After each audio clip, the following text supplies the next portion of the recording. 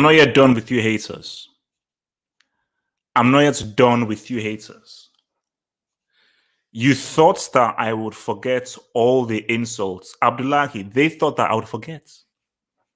Abdullahi, they thought I would forget ever since I said semis minimum. The abuse, the insults, the disrespect. They thought I would forget. I told you, for this stream, I had to upgrade my shades. I had to upgrade my shades for this stream. Because guys, this is going to be a very difficult stream for the hater. So this is my word of warning. If you ever abused me, you ever insulted me, or you ever abused the members of this, I'm sure I would advise you to stop watching the stream. I'd advise the world because I'm going to be very arrogant, I'm going to be very rude, and I'm going to be very disrespectful. Because see, during my initial post-match, I was emotional. Like the emotions caught up to me. And that was just the emotions that were talking to me. But Chelsea are the Champions League winners. Chelsea sits on the throne. Chelsea right now are the biggest club in the world. And anybody that denies that is just being a hater. Simple as that, is just being a hater, because this is going to be a full-on breakdown. Because we're going to talk about Lampard. We're going to talk about Abramovich. We're going to talk about Mourinho. We're going to talk about Tuchel. We're going to talk about the entire story, because there is a timeline here. We have to talk about a timeline that exists that led us to this place. Because for anybody who's been watching me, you know that this is what I always wanted. I always wanted this. This is what's my design. I remember, like the video, support us in the description box below, and all that beautiful stuff. Description box below, support us and so forth. Abdullahi, I'm going to go in on this whole thing, but Abdullahi, just before I warm up, before I come in for this, guys, I'm like, what are your emotions? What are your emotions right now? A week later, after we said what we said.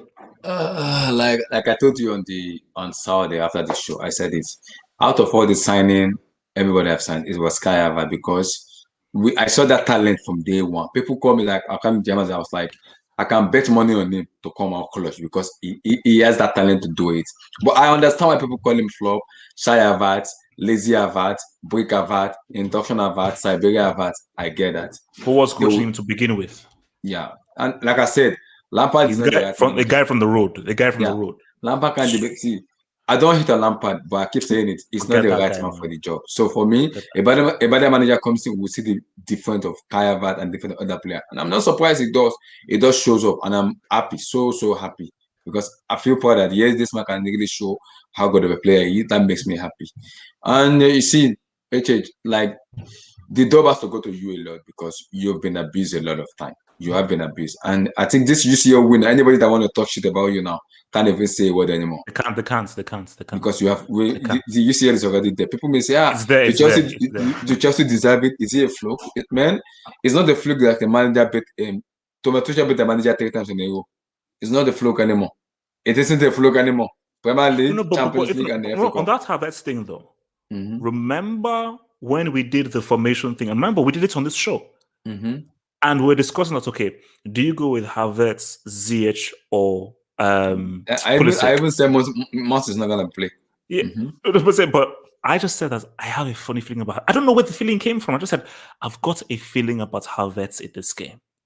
I just have a feeling about this game, because we're going to talk about Tuchel, but Tuchel has done so much to revitalize this team. Hence why because we have to have a conversation about how big this win is, based on what Tuchel had to take over. Because based on what he had to take over, how little time he had to change this around, and the fact that he got to a final and he beat a Pep Guardiola Man City team that won the league champion, we're going to have a discussion about Dodd. We're going to have a discussion about Dodd. Because you see, the haters right now, this is going to be difficult. Before I continue, can I be honest with you? Do you want me to be honest? I should just tell me. Can I be honest? Yes or no? Just tell me, and then I will go. Sure. Okay. I'll be real with you. You want me to be real? I'm not sure I can respect Real Madrid. Wow, that is 10 champion. I'm not sure I can respect Bayern Munich. Wow, I'm not sure, because see, when you're a Champions League winner, you move differently. You have extra swag, because the abuse I took. Abdullah, please talk. Yeah, like people ask me that why am I not overconfident, over happy? Like I keep saying, we've seen this squad before under Lampard. We know how horrendous and horrible they are, and we see them under Thomas Tuchel too. So there's a levels to which we can say I want to be happy about this. But I think for me, the positive about it is now that we've won the UCL now, we have to keep winning, because I love what Tuchel said. He talks about is it Brady, the guy that played the American football, Tom Brady. Oh, Tom Brady, yeah. When they asked him that what is your success, he said, my success is winning the next trophy again. That's my success. So now he has that mentality. He wants to instill that mentality into that player that we're not done with this. We want to keep winning. We want to create that winning core into that team. And that is what I've been saying for a very long time. This squad need a winning squad in them. Feel that mind of like every trophy we go to win. Regardless of how we play or not, just have that winning ability and ambition in them. Can make them look better. We talked about Lampard, Jerry, Terry, Carvalho, Mikel, Essien. Those guys want trophies. These guys are young players. They need to feel that core of winning. So they'll feel like we're among this team of winning trophies. So that it makes me happy seeing them play. And see, we've said so many things about Golo Kante. We can't see. Oh, but no, we'll talk. See, we'll talk about it. Let me just kind of brief a little bit. See, it's high time people have to respect him. Whether you like him or not, it's high time you gotta give that. How can you dislike him though? See, people will tell you Lionel Messi scored this goal, Ronaldo scored this goal. They don't want to respect him. Is it like is Conte that kind of a good midfielder? Better Kimmich is better than him. Kroos is better than him. I get Kimmich, Kroos, and Modric. But what you go look at that have done in what football? That guy needs a damn respect. And I'm calling it right now. Conte for the Ballon d'Or. He has to win the Ballon d'Or because it deserves everything. In football, everything the player could have won in world football, Ugolo Kante deserve to massive deserve to win the Ballon d'Or. Whether they like it or not, Ugolo Kante has to win it. He has to. But it depends what happens at the Euros. I don't care what happened that year. He has to win that. He has to win it. I don't care. You can't ignore Euro. You can't ignore Euro, my friend. Because I know those people who do the Ballon d'Or are fraud, and they are fraud and idiot. They won't give it to Conte. So, but he has to win. What he has done for football, no. He has to win it. Oh no, but I think you put Daniel. Welcome, Daniel. Welcome. Nice to have you here. But you see, Abdullah, you raise a very key point because I think I definitely we have to dissect the match, and I think what I want us to do is really to dissect and look at the match. But I think you raise a good point, which is that the future, because what I said after Chelsea beat Real Madrid in the second leg is we're not done yet. We're not done yet. This is cool. This is great, but Chelsea can't celebrate being a CL final, and I always say that there is no point in going to a final just for appearances. You've got to go to a final to win. So my thing is, can this form the core of a winning team? Because you have to be greedy. And what I want to know is that what is the mentality of these players? Are they like, oh my gosh, we won the Champions League, we're amazing, we're happy, we've done everything, nobody believed that we could do this? Or is it the case of like, we won, we want to win again? We hate the feeling of losing. And this feeling of winning, oh no, this is addictive. Let's win again and again and again. And let us now 100% aim for every single trophy. So we know how Abramovich rolls, and the beauty about Chelsea, you may call it the kind of weird beauty about Chelsea is that expect the unexpected. You expect the unexpected. Now, Tuchel ain't Di Matteo, because I feel Tuchel is a much superior coach to Di Matteo. And Di Matteo, it was white magic mixed with miracle, mixed with the Drogba that made Chelsea win that. This seems much more resolute because it is under the tutelage of a very good manager. So look, man, Daniel, I mean, general thoughts, because before we get into details about take your time. Why here? General thoughts, overall thoughts of Chelsea now being confirmed as CL Champions League winners, man. Give it to me. I didn't crack a joke, by the way, but I don't know what to make of it yet. Is that a pencil in your ear? Yeah. Wait, are you in school or something? Or I was writing something down before. No, because I haven't seen that since I was in school. I'm just saying. So someone put in a pen on the ear like that. It's anyway. Um, someone said you look like you're from Brazil. I think that's funny. I'm from Brazil. What do I think about Chelsea winning? From what? From Brazil? Yeah. Because I'm wearing shades. Man, relax, man. All right. What do I think about Chelsea winning the Champions League? Unexpected, I would say. I'm not really. Again, I don't know what to make of it. Oh. I haven't. There's been enough time for 2012 for us to be like, okay, it was unexpected. It was black magic, juju, all of this. Please, guys, the hairline jokes. I'm sensitive. Bro, there are no trash jokes that you. I didn't do it to myself. You know, it was predestined from any bold jokes. Any bold jokes you losers put in live chats, I will find your club and I'm going to discredit and insult your club. Funny. So don't you dare come at anything with it. Any LL jokes or anything, I'm going to completely abuse your clubs. It's fine. You're talking to a CL winner. Talk to me. The complicated hairline show. It marches forward. Now, yeah. Again, I don't know. Sinking in isn't quite the word because, again, it doesn't move me one way or the other. I'm happy for N'Golo Kante above all, but I'll assume we'll get there by the way that you were dealing with Abdullahi. So we can leave that conversation for later on. But right now, I don't know how to contextualize it. I don't know if it's luck. I don't know if it's skill. I don't know if it's systems, if it's Tuchel. I don't know exactly how much credit to give each player or what. But just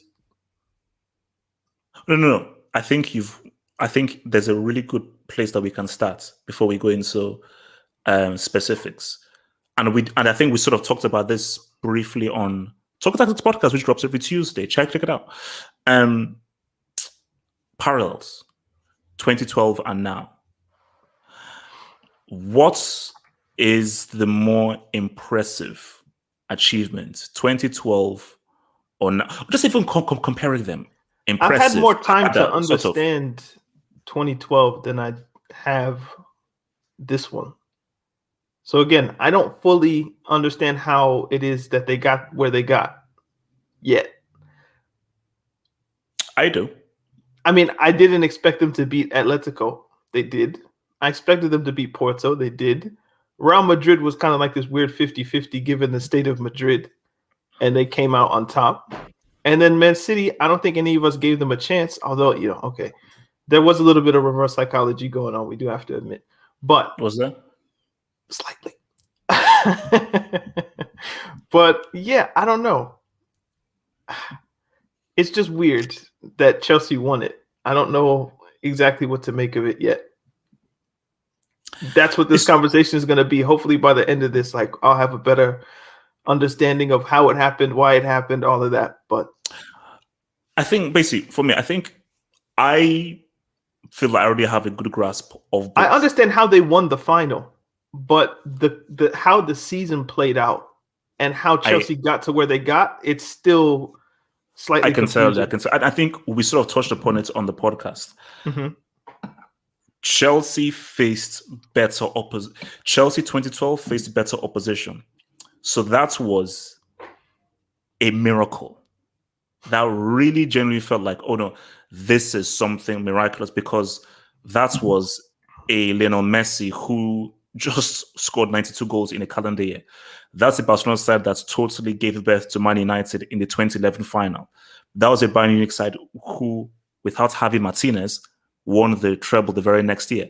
So I feel like that opposition was far superior to anything this Chelsea team faced. But my thing, though, is I think this is a story. And this is a story that begins with Lampard, how that's messed up, Tuchel coming in, Tuchel totally changing everything, and an effective form formation. Because that same team, it just shows you how weird football is. That same team, those same players, probably don't beat Aston Villa. I think I got it. Okay. Okay, yeah. So, sorry. It's like this same team probably doesn't beat Aston Villa, probably doesn't beat anything. But this was just a case of Tuchel, which is why we have to talk about Tuchel, where He managed to assess a team, look at a team, and just say, I've got it. I know what formation to play. I know where to put these players and how these guys can be fully effective against teams that perhaps give us space so we can now thus exploit them. So this Chelsea's 2012 run was more, it's difficult. It was more impressive because of the quality of teams they faced and they beat, but at the same time, the players on that team are far superior to any of the players on this Chelsea team. That's the difference.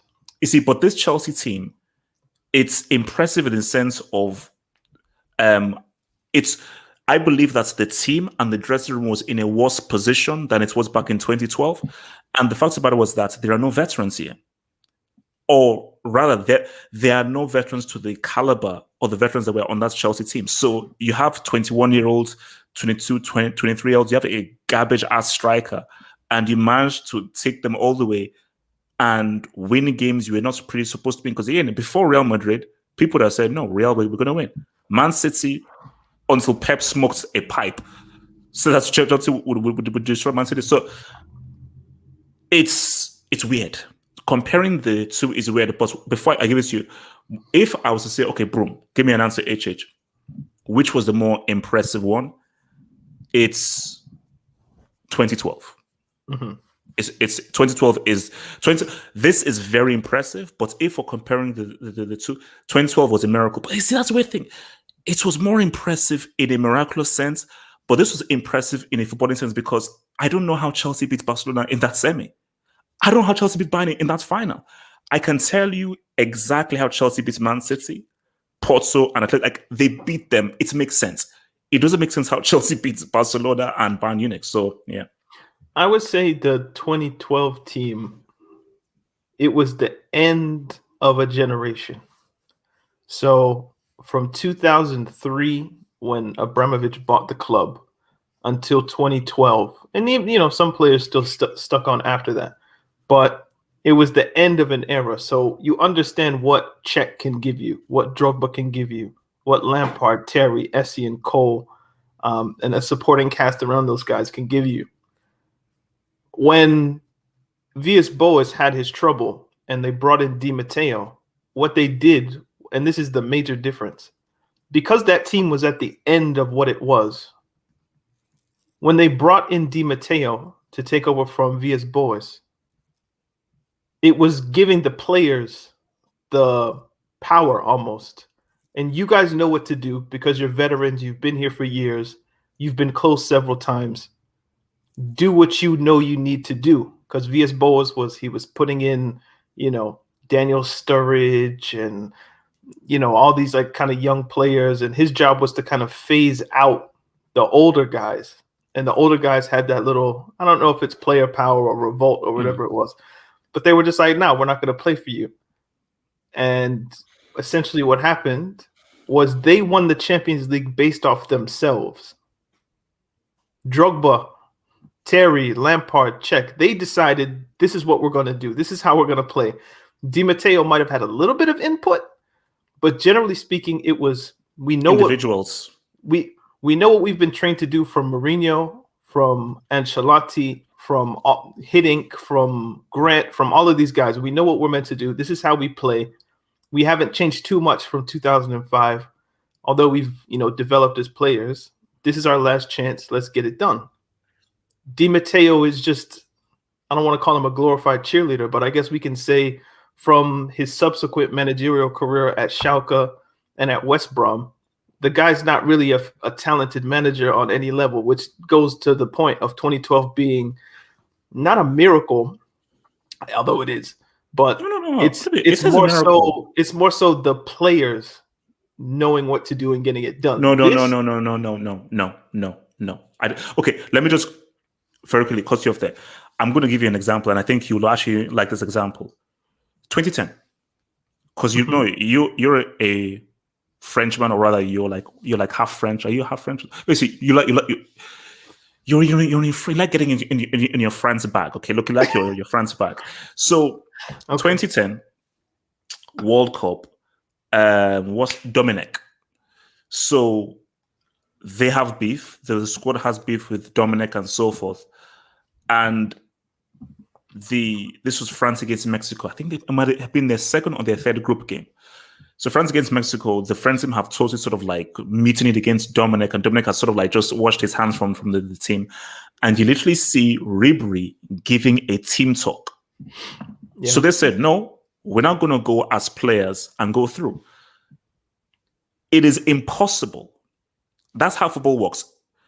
In basketball, you can sort of coach yourself. 5-on-5 is what you can coach yourself. 11v11, the complexity of it, you need a blue. Wait.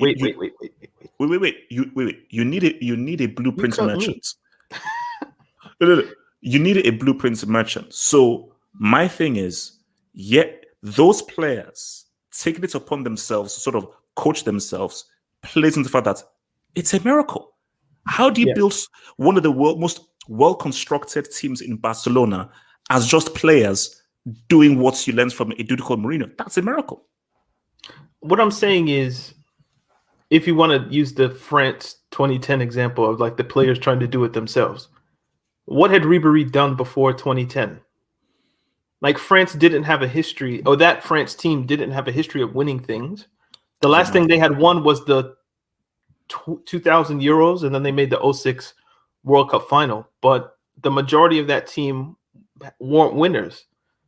They were trying to be, that Chelsea team were winners. Like they were Premier League winners. Like as you know, like club football is a little bit more contained, I would say, than international football in some ways. Where the consistency of play that you have with your club team, your club teammates probably better than your international teammates, depending on how old you are. So I would say that the players and the age of the players in 2012 would lend itself to them being able to do what they need, knowing what they need to do without Di Matteo having to be too involved. He just puts them in the team. He has a general outline, a general structure, but it's up to the players. The contrast between 12 and 21 is that the 21 team doesn't have the age, the experience, the understanding that the 12 team did, which means exchanging Lampard for Tuchel, you're almost reversing the managerial input. In 12, there was somebody who was trying to do too much, and they swapped him out for somebody who was doing just enough, just to not fuck things up or mess things up. In 21, maybe Lampard was trying to do too much, but he would be more somebody that you would think he comes in and he kind of lets the players do what they need to do because he doesn't have a great tactical understanding, because he's a second-year manager or whatever it would be. They changed that for Tuchel, who is an experienced manager, just managing PSG, winning Ligue 1, however much credit you want to give that, was just in the Champions League final the year before, won a trophy, I think, with Dortmund. I think their cup. I don't think he won the league, but you're exchanging a novice for somebody who knows what they're doing. And that's the biggest difference between 12 and 21. It's the manager and the influence the manager had on what happened. Like Di Matteo's influence was he let the players do what they knew what to do. Tuchel's difference or input is creating a system that allows players to function rather than allowing the players to do it themselves. So without Tuchel, Chelsea don't beat Atletico. They just can't, because Atletico are too good of a team to get beat by a Lampard-led team. I don't even know what that would have looked like. So basically, we're saying Di Matteo is a scrub from the road. No. We're saying Di Matteo. Yeah, no. That's what I'm saying Di Matteo was perfect. I know you want an argument, but Di Matteo was perfect for that situation. He was the perfect guy to come in and just allow the veteran players in the 12 team to do what they knew to do what they needed to do. Obviously, they rode their luck a few times, but he was the perfect person to install, just somebody who the players respected, who the fans respected, and you just bring back kind of good vibes into the team, and then you just ride your luck from there. You can't say the players knew how to beat Barcelona. That was just Frank Lampard finding Ramirez, or Ramirez Lampard finding Ramirez, who finds Drogba, and then. I mean, I don't know how much of a genius you need to be in order to put, if you're down to 10 men because John Terry gets sent off. I don't know how big of a genius you need to be to, okay, let's put everybody behind the ball and just defend, and hope, Messi hits the post. Messi misses a penalty. I think Busquets even hit the post, or Pedro hit the post, or something like that. Like Chelsea rode their luck. Sanchez yeah. hit the post. Chelsea rode their luck in 2012, but Di Matteo didn't need to be,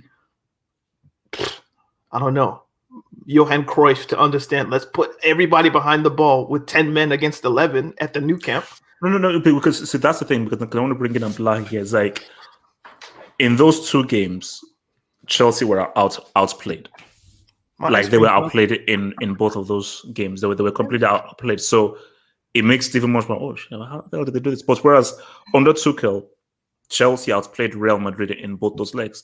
And Chelsea completely outplayed Man City in the final. So it does still then that 2012 was like, wow, how did that happen? But this was more so, no, this was convincing, but then you have to look at the parallel is that it's easier to understand the win when the manager is at a level. That's what I think. So if you understand that Tuchel has a major influence over things, then you know what to look for. You know to look at the formation, to look at the lineups, to look at the interchanges between players, to think about the thinking, essentially.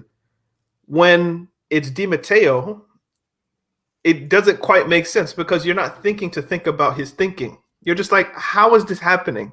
Vibes, and that's a different frame to look through things. But Abdullah, talk to me, man.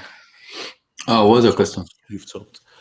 Abdullahi, parallels between 2012 and 2021. Which was the more impressive CL victory? Which victory do you think was impressive? Just compare the 2012 win and this win. This year one is more impressive because the 2012 we have the old age of Lampard, John Terry, Ashley Cole, Ivanovic. Oh, look who they faced. They faced Messi in our semi. Yes, they faced Bayern Munich in our final. This year we face Atletico and Real Madrid and Manchester City. There's a difference. Let me ask you this and answer this honestly. Mm-hmm. The Atletico that Chelsea faced, the Atletico, Real, and City that Chelsea faced, are you saying these teams are as good? Forget about better. Are they as good as that 2012 Barcelona and that 2012 Bayern Munich? No, because that 2012 Barcelona, Lionel Messi had 92 goals in all calendar year in that year. So that 2012 was for me like I would call it a miracle or something like a blip a little bit because those old age, we know them like Drogba, they were old. These guys are young. Mason, Kai, Timo, Ben, Rich James, they are very, very young team. And they have a long way to go. Winning them this year is more impressive because now they can feel the culture of winning. Those years, Chelsea already have the culture of winning under, I would say, back-to-back Premier League, FA Cup, Carling Cup, come back to the earlier of 2006, 7, 8, 9, 10, moving under, I would say, back to front. We've won the UEFA Cup back to back. So those players can feel that the support and the vibe in winning. This player doesn't even understand what winning is. Winning the Champions League is big for them because now they understand what winning means. They want to keep winning each and every time. So this for me has to turn better overall for me better than 2012 for me. What's it called? So let's now go into the game. So I think the best place to start, I think, is the lineup. Where's Edoba? On the train. Oh. On the train. But he said he'll try and join when he can, but he's watching on YouTube. I think when you saw the lineup, or okay, because I'll take my emotions to the lineup, then I'll come to Daniel and Abdullahi. When I saw the lineup, I was like, Chelsea there is a platform here for Chelsea to win. The weird thing about football is it's about matchups. To an extent, it's about maybe how good you are, but really it's about matchups. How good are you playing with teams that give you space? How well are you with teams that don't give you space and are setting deep? Like this Chelsea team needs help against teams that don't give them space, and until they get specific players, they won't win the league over a 38-game season. But when I saw that lineup, I was like, what is Pep smoking? Sorry. Oh gosh, that's where I've got hiccups. I was like, what is Pep smoking? Why would you play no DM? So, Daniel, speak to her. Let's just enter Pep's mind. Did Pep play that lineup because he underestimated Chelsea? It was mind games. He had so much belief in his team. Why would he go with that lineup in a CL final? Or was he just trying to be brave? It could be all those things. He could be confident. He could have had a plan. He could have had just, I don't know, he could have had a dream, or I don't know, maybe he watched film in the other matches that, Man City had lost to Chelsea, and he thought, you know what, let's try something. It didn't work, but, we can break down the tactical thinking of why Pep thought what he thought. I could try to give that to you, but at the end of the day, I don't know why he would pick it as an option in a final. The thinking is, if you guys want to get technical, and this is somebody who hasn't taken any coaching batches, but I'll do my best. Why not? Because Chelsea press, and Pep knows that Chelsea press. There's a tendency, if you watch Chelsea play, for the three center backs to be attracted to midfielders. So Rudiger, especially, is somebody when he plays on the outside of Silva, he has a tendency to go forward and apply pressure because it's just his mentality. We understand how aggressive Rudiger is in many instances. When he is attracted to, let's say, a number 10, in this case, it could be a Silva, a Foden, a De Bruyne playing false 9.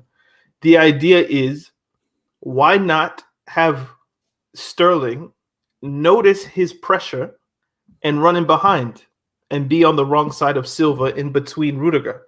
So then you have, if Chelsea are pressing the defensive line, Ederson, Stones, Diaz, Walker, Zinchenko, if they see Sterling going, their job is just to clip it over the top. So if they see Rudiger coming, Sterling's going, and that ball goes over the top. If you look at the first 5 minutes, I don't know if it happened exactly that way, but Ederson's ball to Silva was kind of the idea, just pacing behind. And if the Chelsea defense gets attracted to the number 10s and the false 9s and everything that's going on, you can get the space in behind.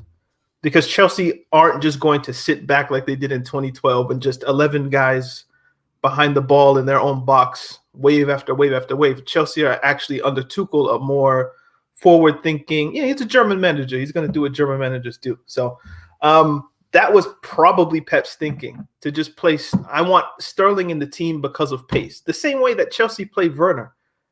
You might look at Werner like, why is Werner playing? He's a brick. He's not going to score any goals. Like the first 3 chances of the game that he had were all bricks. But his physical attributes lend themselves to a manager looking at it and thinking, I think we can get away with it. Now we get into the hubris and pride of, do you put Sterling in the team at the expense of your DM? Or if you really need to play Sterling, do you look at perhaps Foden or Silva as one of the players that you're like, okay, I can bring on Silva later in the game, or I can bring on Foden later in the game? But Pep wasn't willing to do that. He wanted to play all of those attacking players. And who got sacrificed was, I guess, Fernandinho, more so than Rodri, but one of the two. And if you don't have a DM and you're asking Ilkay Gundogan to be the most defensive-minded midfielder, you're going to have some trouble. And that's what happened. If City had scored first, I think his plan is more effective, because Chelsea would then be forced to go get a goal. They'd have to press, and then Sterling would have more joy attacking Chelsea's defense. But because Chelsea scored first, they didn't have to be as aggressive. They could just kind of sit back and wait. So maybe he just wanted to come out of the gates in the first 5, 10, 15 minutes and just blow them out of the water. If you get the 1-0, 2-0, then what? Then Tuchel has to make a first move. But yeah. I think basically, no. You make some valid points. You make some very valid points. I try. some beautiful points. I think it's simply a case of this. There was a way to beat Chelsea. There was a tactic to be played by Pep to beat Chelsea, which is why I said, Pep, did you actually formulate a formation to really win this final, or did you formulate a formation to win it your way? There's one thing winning and winning it in a very specific way. You wanted City to play like Villa did? Just like defend, no. defend, like how they played against PSG in the first leg, or even the second leg, where conservative, you're not bending behind the ball, but you're not giving too much away. And therefore, you're now forcing, because look, if City played this final, this setup against PSG beat them. You give that space and those transitions to Di Maria, Mbappe, and Neymar. PSG will cut them apart. But when you don't look at the game, PSG were finding it hard to get past Man City's lines and get him past their banks of four. So if City had used that same approach that they had, especially in the first leg, I think they beat Chelsea, because this Chelsea team can't break teams down. And if you deny them space, specifically Werner, who needs space to run because he has no technical ability, City will now know, okay, we've held them, and but this gives up. City really lucky to beat PSG in that first leg. The first goal that De Bruyne scored was like a freak goal with Navas not knowing where to be, and the second one was like the wall broke. A win is a win. PSG were actually better than Manchester City in that first leg. How did PSG on the balance of play? But how did PSG score? I watched that game. I was like, nah, PSG were the better team. Like PSG had the better chances outside of the two set pieces. Yeah, I mean, as I said in my post in the first leg, I said, wow, it looked good and nice and pretty.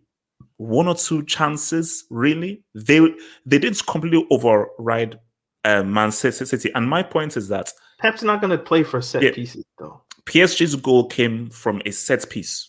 It wasn't through, so they didn't cut open Man City through open play. It came from a set piece where anything can happen in a set piece.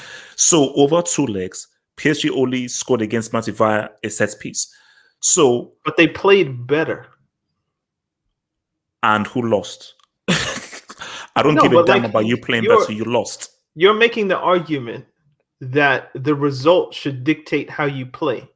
But Pep's not going to think that. He's going to think, I want my team to play better because playing better will give me the chance to win. And that is where he went wrong. City didn't play better than PSG, but they won the game. But importantly, they restricted the amount of times PSG could cut them up with, specifically in the second half. Mm-hmm. So they gave themselves a good platform to, because like if you're stopping a team from cutting you open, anything can happen in football.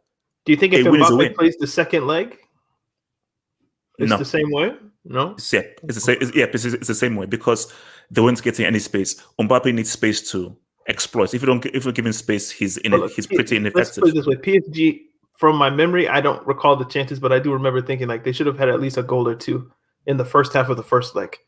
So I don't know if Pep would have looked at that game and thought, let's try that again with Timo Werner and Kai Havertz and Mount. Obviously, those are far less than PSG's front three, but I don't think he would look at that and think that's a strategy I want to replicate, because basically, I'm relying on luck almost. Like that. The De Bruyne goal was luck. Yeah. So look, basically, to the lineup, man. I mean, what in my mind? No. Okay. Can I speak about it? Okay. Oh no, I was okay. What do you want to say? What do you want to say? No, I was going to ask a question to you guys.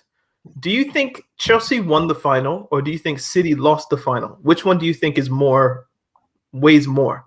If I say Chelsea won the final, or if I say City lost it, which is more accurate? It's both, but I have to say Chelsea won it, because you have to go and win it. Once Pep made the lineup, City, you could have that City lost, but you can't lose via a lineup. The match has to still play, and Chelsea played better than City. So City did. You don't keep City made mistakes, or they gave the ball away, or they gave away a foul. No, Chelsea just opened them up. They got themselves in transitions. they restricted the amount of chances that City had. They made City play badly. So then the day Chelsea won the game. But you don't think the not playing lineup with the gave DM is Chelsea, like close to match fixing? But basically, the lineup that City had gave Chelsea the perfect platform to say what's up. You know, it gave the perfect platform to say what's up. But yeah, no, but look, like when you look at the game, like the first half, Chelsea completely played City off the park. Second half, they were like, okay, we're winning 1-0. We'll sit back, boom, and Pulisic should have pretty much put the full stop and everything. Abdullah, you wanted to speak. Talk to me. I've been thinking about this since we won the UCL. People have been thinking about Pep Guardiola. HH. If it is different manager that does with Pep Guardiola, what Pep Guardiola does, we're gonna be shouting on that manager a lot. Pep is a genius in terms of implementing a system and style of play, but when a manager does wrong, we have to criticize them. I listen to most Manchester United fans, and I will say, see, for me, NASA, Park, and two City fans, most especially the two City fans, it was very clear and blunt. Pep, you lost this game because you are overthinking too much. You don't need to do that. It's easy because he criticizes Pep Guardiola doesn't make him a bad guy. So that is what we need to understand, that Pep Guardiola, yes, is called the genius, but when he make mistake, we have to come out to the chance and say, "Hey man, you made a mistake." Oh, everybody's saying it now. Everyone is saying now that he bricked it. Everyone is saying he messed up. He knows he messed up. He himself, Pep doesn't think he messed up. He knows, my friend. Do you know what he said after his press conference? I don't care what he said. I don't care what he said. I put out the best lineup to win. Go on. I said, go and ask him in his house. Go to his house and ask him. Then he'll tell you that he messed up. Go to his house. Don't talk about any kind of press conference. Not. I don't care. Go to his house. Best lineup. I think for me is the best thing I would say is, I think the way we set up to play against Pep Guardiola was the key, because I remember in the first half we're under pressure when Mendy was out of position, Rudiger was afraid, also Aspilicueta was a little bit shaky. After some time we get ourselves together and we're playing our football. So I would say credit has to be given to Tuchel, firstly, because what he did as a manager is not been talking about a lot. So it needs to be Abdullahi, though, he didn't actually do anything. Specifically in the final, it's the lineup they played for like the last 2-3 games. Yeah, it's Pep which is just what makes it so Chelsea crazy. have played the same system every game since the beginning of Tuchel. Since Wolves, it's been the same thing. So my thing is that it's Pep that you have to scratch your head away, because he said it in his interview that like, oh, those 2 games, they mean nothing. Yeah. But they obviously did, because you radically changed your lineup and your approach, which meant that those 2 games were in the back of your mind. Whereas what everybody in the whole world assumed is, yes, Chelsea won those 2 games, but they've never actually played that lineup that City had in both legs against PSG. And let's see what Chelsea do against that lineup from the start. Like I said to Manchester fans, yes, I keep asking that question, and then we need to get this question. Was Pep brought in to win the UCL or the Premier League title? Because people cannot come on the street and tell me Pep Guardiola won the UCL in Barcelona with Lionel Messi. He didn't win it in Bayern. Pep is arguably one of the best managers in world football. And you can't tell me, you can't neglect and tell me it was brought for us to create a dynasty, to make our sponsorship go up. So we're gonna be a Siberia in Europe. It's not gonna show up. No. It was brought in to win the UCL. So this excuse of him, I don't get that excuse. People may say it was brought in to create more atmosphere into the fan base and make them more competitive in terms of the way they play, their brand and everything. But for me, UCL is a big tournament. And if Pep Guardiola keep making this silly ass mistake week in and week at each, he needs to be criticized a lot of time. If you keep making this ridiculous decision every time, because we've given an excuse, Monaco. So wait. So from what Daniel's point is saying, do you give the credits to Chelsea and how they played, or is it Pep who effed up? I think both. Firstly, because we've been playing this formation from the day to take over 3-4-3, 3-5-2, 3-4-2-1, 3-4-1-2. So Pep knows that this is gonna be the formation in place. So why are you playing? Why are you playing the team without a DM? Because if you look at that goal, you need an actual DM that will cut off those passes Mason Mount was passing. Even Tuchel was like, "We're already prepared for Fernandinho to play, so we know how to tackle Fernandinho in terms of the way he comes." And but I was like, I'm surprised Fernandinho doesn't play. Maybe that was what Pep was thinking, that maybe Tuchel already figured it out. Maybe if I put Fernandinho, he may find a way to stop us. Let me just play without the DM. It is philosophy. So, as a manager who has philosophy and who is tactical nuance who has tactical ability as a manager, we won't fault Pep that much because he has won it before. He's won as a manager before. So credit has to be given to Chelsea and also to Pep too, in terms of the way kind of galvanize the team together. But the criticism have to go on. Pep has to be criticized for the bullshit he put out on Sunday for him. I want to know. Can I ask you a question? Can I ask you a question, HH? Oh, feel free, man. Who's on the back of that jersey? Jordan. Michael G. Okay. Why? I'd have what's Dennis Rodman, what's Tony Kukoc? Yeah, you seem like somebody who will put like Rodman or Pippen or. Oh no. The real thing, like for me, is like I was on the market and it was the only thing that. But like, I prefer to always wear my Magic jersey because it's cheesy wearing the Jordan jersey. I'm like, look, it is what it is and everything. I know, yes, I like to be different, So, so I don't like wearing this too much. Wearing Jordan is cheesy. Go Suns.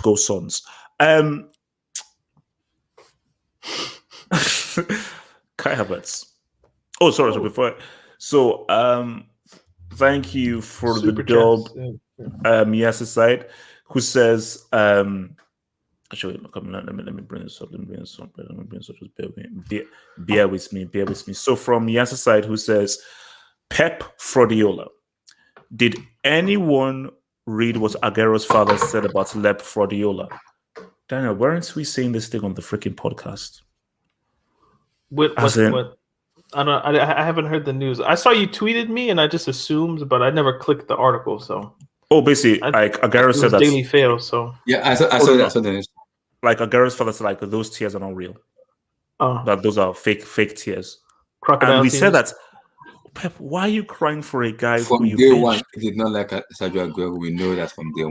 But why he was crying? on the bench? Like, stop like it, man. You benched him, and you pretty much said no. You were not needed, and you then gotta go. You started crying. Oh my god! Give me a break. Pep does stuff for the cameras. We know, like the camera will come on him, and then he'll be like, "Oh, Which is what Tuchel was saying. Remember when Tuchel on the balcony, he was basically pretending to be Pep. Okay, he's an actor. He's an actor, bro. He's a crisis actor. I want to talk Havertz, man.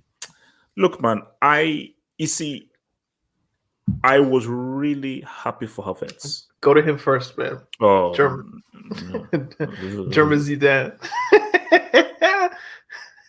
This is not confession of him being the German Zidane. Okay, no, it's not. Okay, he's a good player, but don't call him the freaking German Zidane. Never disrespect. Wait a minute. Okay, was it that? Oh no, I can't say that. They've both scored in the Champions League final. One scored a volley from outside the box. A goal is a goal. A goal is a goal. If you go to Wikipedia, it doesn't say Zidane greatest goal ever scored in the Champions League final ever. In WHpedia, it tells it just says Zidane. No, goal. Well, go look up WHpedia. It tells you the quality of the goal. So Havertz, I'm happy for Havertz, man, because Harry Redknapp. What has he done in the World Cup final? HH. Who? Havertz. Oh no, yeah, no. Listen, World Cup final. Like, don't let me get onto the De Bruyne, man, who flopped, but like that's a separate thing. I'm happy for Havertz, man, because Harry Redknapp called him one of these Germans. What have they done? And a lot of people were writing him off, said he failed, and I was like, guys, put things into context. Put things into context, man. Do you realize that this guy has come from Germany, has to acclimatize, learn the language, learn a new system. In his very first game, Frank Homeboy from the road put him out on the wing. So the amount of stuff that he had to battle is crazy. Do you give Werner that same credit? But Werner has been particularly trash. He's been but like what if the learning a new language and learning a new culture and learning a new league and new teammates, what if that is affected Werner more? Not being able to control a football has nothing with trying to learn a new language or a new culture. Timo, I tried. Yeah, not being able to run with the ball. You can't be saved. Timo Werner in a CL final hit a shot. in a CL. Like I told you, I warned him. That's why Werner is crazy. I actually warned him. I said, so you have to say, no, HH. Oh, hold my Frankfurt on my beer. I'm gonna hit a shot in a CL final. But that's what someone said. You see, let's talk about That's a good point, goal. General Cole. That's a good point. Havertz had injuries and he had COVID. But the English people, Havertz's form to start the season, once you realize he had COVID, it might be easily explainable. Like next season, that will be a season where we can judge Kai Havertz as like, all right. But my thing is that even if he didn't have COVID and he was spick and span, under Frank Homeboy, it wasn't going to work. Tuchel was needed because ever since Tuchel has come in, he's really looked to be super effective since Tuchel has come in.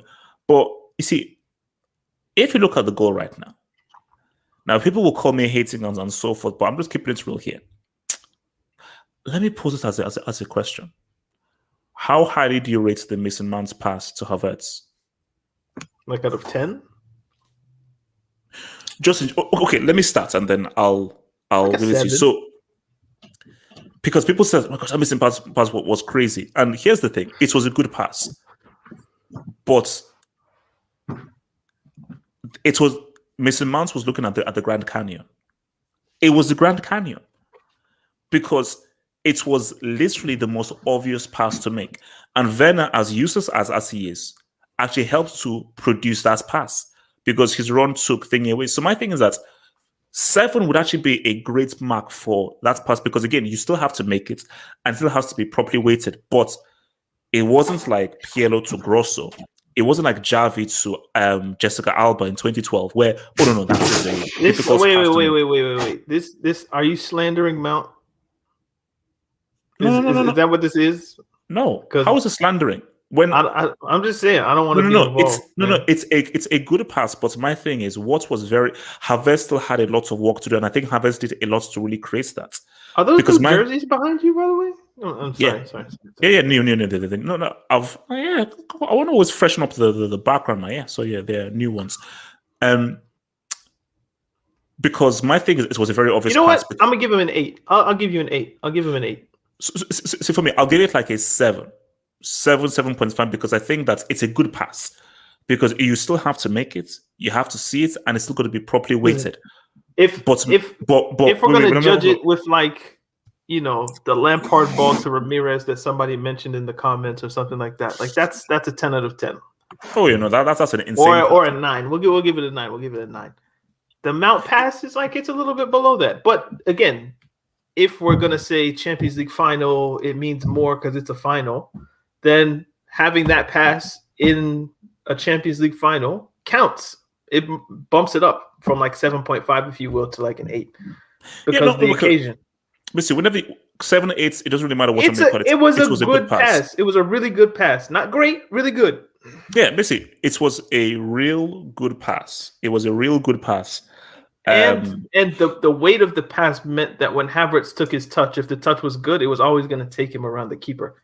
So that's also a positive.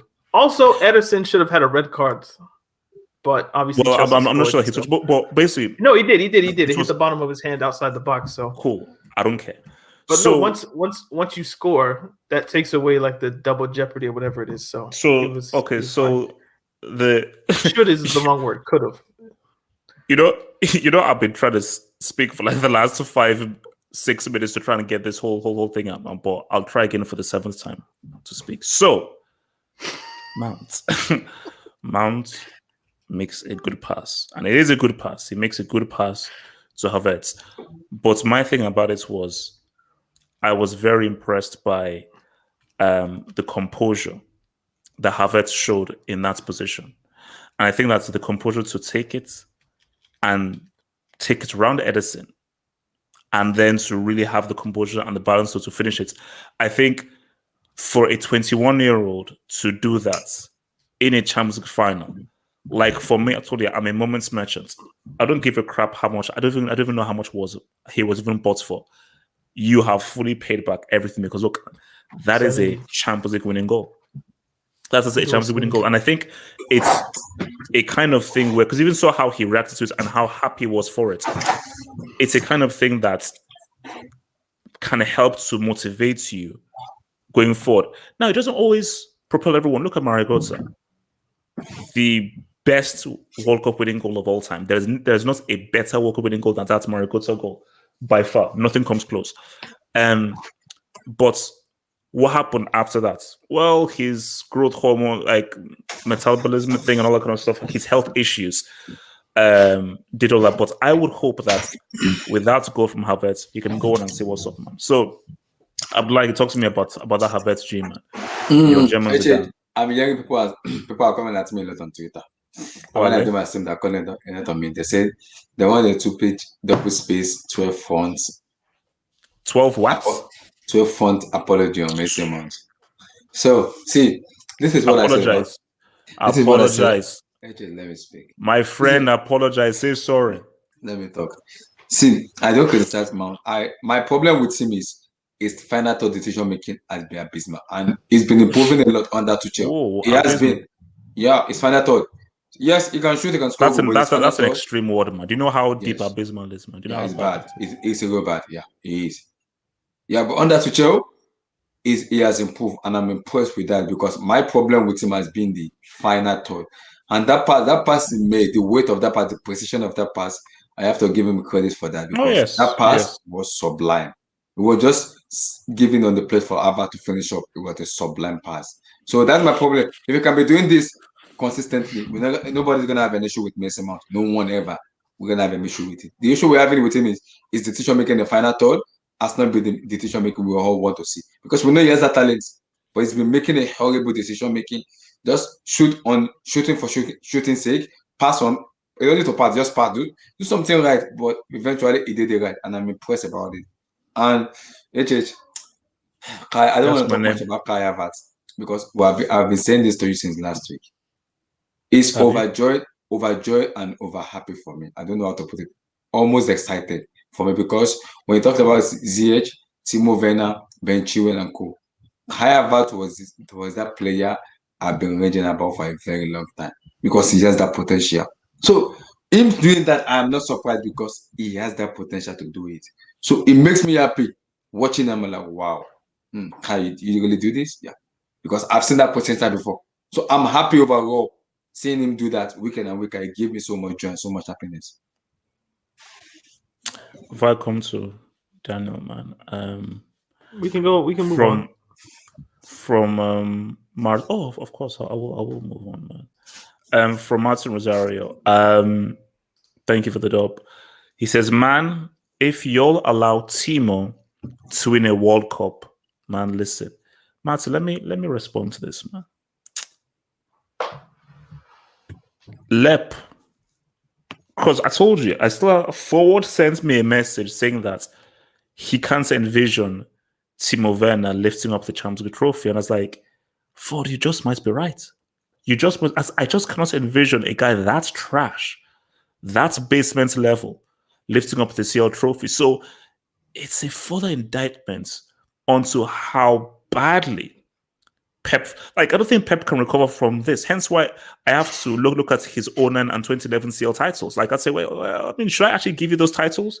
You cheated it for the one in 09, 2011. I don't know about that one. So the fact that you allowed Timo Werner to win a CL, and what if Werner wins a Champions League, a Euro, and a World Cup? Dark days ahead. Kante. N'Golo Kante. La la la la. N'Golo Kante. N'Golo Kante. Good song. So 3 games, 3 man of the match awards. And actually, it's 4 man of the match. The second leg against Atletico was given the man of the match in the quarterfinal. Oh, was it? Yeah, it was the man of the match in the quarterfinal. Look, man, I've always known that this guy is a crucial piece in any team. I mean, you ask Didier Deschamps has come out and said that, bro, Kante is our most important player. Almost every French player says, no, Kante is our most important player. And I said, if Kante is not on that starting lineup, for Chelsea, I'm not watching the game. Chelsea are not beating Man City without Kante. And 100% Kante's defensive work, his midfield work, and him bringing the ball up and connecting with the attack, he was literally the synergy and the backbone that ran through the entire context of the team. And the reality of the matter is this. It would have been interesting if there were no international tournaments this summer. Because if there were no international tournaments, Kante has to at least be on the podium. But I believe that if we're looking for this whole Ballon d'Or, it will depend on the Euros. And the unfortunate thing is that if Argentina win the Copa America, Messi's winning the Ballon d'Or. There's no doubt. If Portugal win the Euros, Cristiano is winning the Ballon d'Or. No doubt. So Kante's only chance is, and that's why it's difficult, he's going to hope that Argentina don't win the Copa America, Portugal don't win the Euros, and if France win the Euros, neither Mbappe or Benzema ball. So many of things have to go in it to his own role. Like for me, I would love for him to win the Ballon d'Or. I don't think he will win the Ballon d'Or. Because I think the Ballon d'Or, it is political. Unless you ball out to such a crazy degree that Modric did in 2018, it's political. I mean, Daniel Tiluk, what do you think Kante's chances are of being crowned the Ballon d'Or? Firstly, or the Golden Ball, which I think might be the translation of that in English, man. So I don't care about the Ballon d'Or. Let's just start with yes, that. Yes, you do. Yes, you do, because all those tweets were talking about how Kante's for Ballon d'Or, so don't lie to the poor public. Have I ever tweeted Kante? Yes, you tweeted about Kante's Ballon d'Or. I can pull up the tweets. You tweeted about him Ballon d'Or, so don't lie to the poor public. Look, you looking slick. Man, keep talking, man. Look at this guy. Look at this guy lying, man. Maybe I have, but I can't recall. But either way, that was just more hyping Kante than like glorifying the Ballon d'Or. I think it's a stupid idea that they happen at the end of the calendar year instead of the end of the seasonal year. Basically, it should be at the end of the Euros or after all the continental tournaments are finished. You give the Ballon d'Or and then you start next season. It's done in December. It's mute, sure. I know. But that it goes from January to December, it's an idiotic idea. But I'll answer the question, even though I don't agree.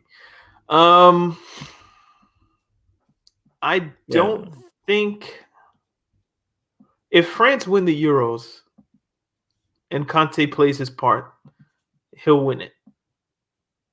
That's just my opinion. What? Messi can do whatever. That's a trash opinion, though. If France win the Euros and Mbappe is top scorer, how the heck does Kante win over Mbappe? Are you smoking grass or glue? Dan, come on, Daniel. You're a smart kid. I mean, if you let me say my point before you stepped on me, maybe I could actually explain to you my thinking. But you can't call my thinking stupid if you don't hear me out. So let's just hit the brakes on that one. My thinking is, I didn't crack a joke, man. Well, no, I just think it's funny that you call my opinion stupid, but you didn't let me finish it. So okay. But I'm preempting because I know when you finish, I will still have the same opinion on your opinion. Well, if your mind can't be changed, then that's not my fault, or that's not my problem. But Daniel, explain your thing. If I'm here to speak, then let me speak. My point is, if France win the Euros, I think Kante will get it. And the reason I say that, if I'm allowed to say why, is the campaign that N'Golo Kante might be the most liked person in football right now. It's the truth. It's the truth. Like, so basically you're nobody who doesn't like N'Golo Kante. Why HH is the hatest guy in world football now? Continue. Yeah, like he doesn't have the kind of media campaign that like a Ronaldo, Messi, Mbappe have, which is why I can see your line of thinking that if it's political in the sense of, do you have a Nike campaign behind you? Do you have a Puma campaign behind you? Do you have an Adidas campaign behind you? Kante, I've maybe seen one thing, and it was after they won the the Champions League, where Adidas came out with some little Conte propaganda. He doesn't have propaganda. His propaganda is just like people kind of recording their television and being like, "Look how cute he is. Look how he's so humble and he's so this and he's so that." Right? Did you just use the word cute? That I'm not saying, but that's what people say. If you type in Conte and cute, that's something that will come up. I'm sure the comments will verify that. Conte and cute. I'm not typing that in. Pause. The heck? But that is why I think if he has to play his part in the Euros.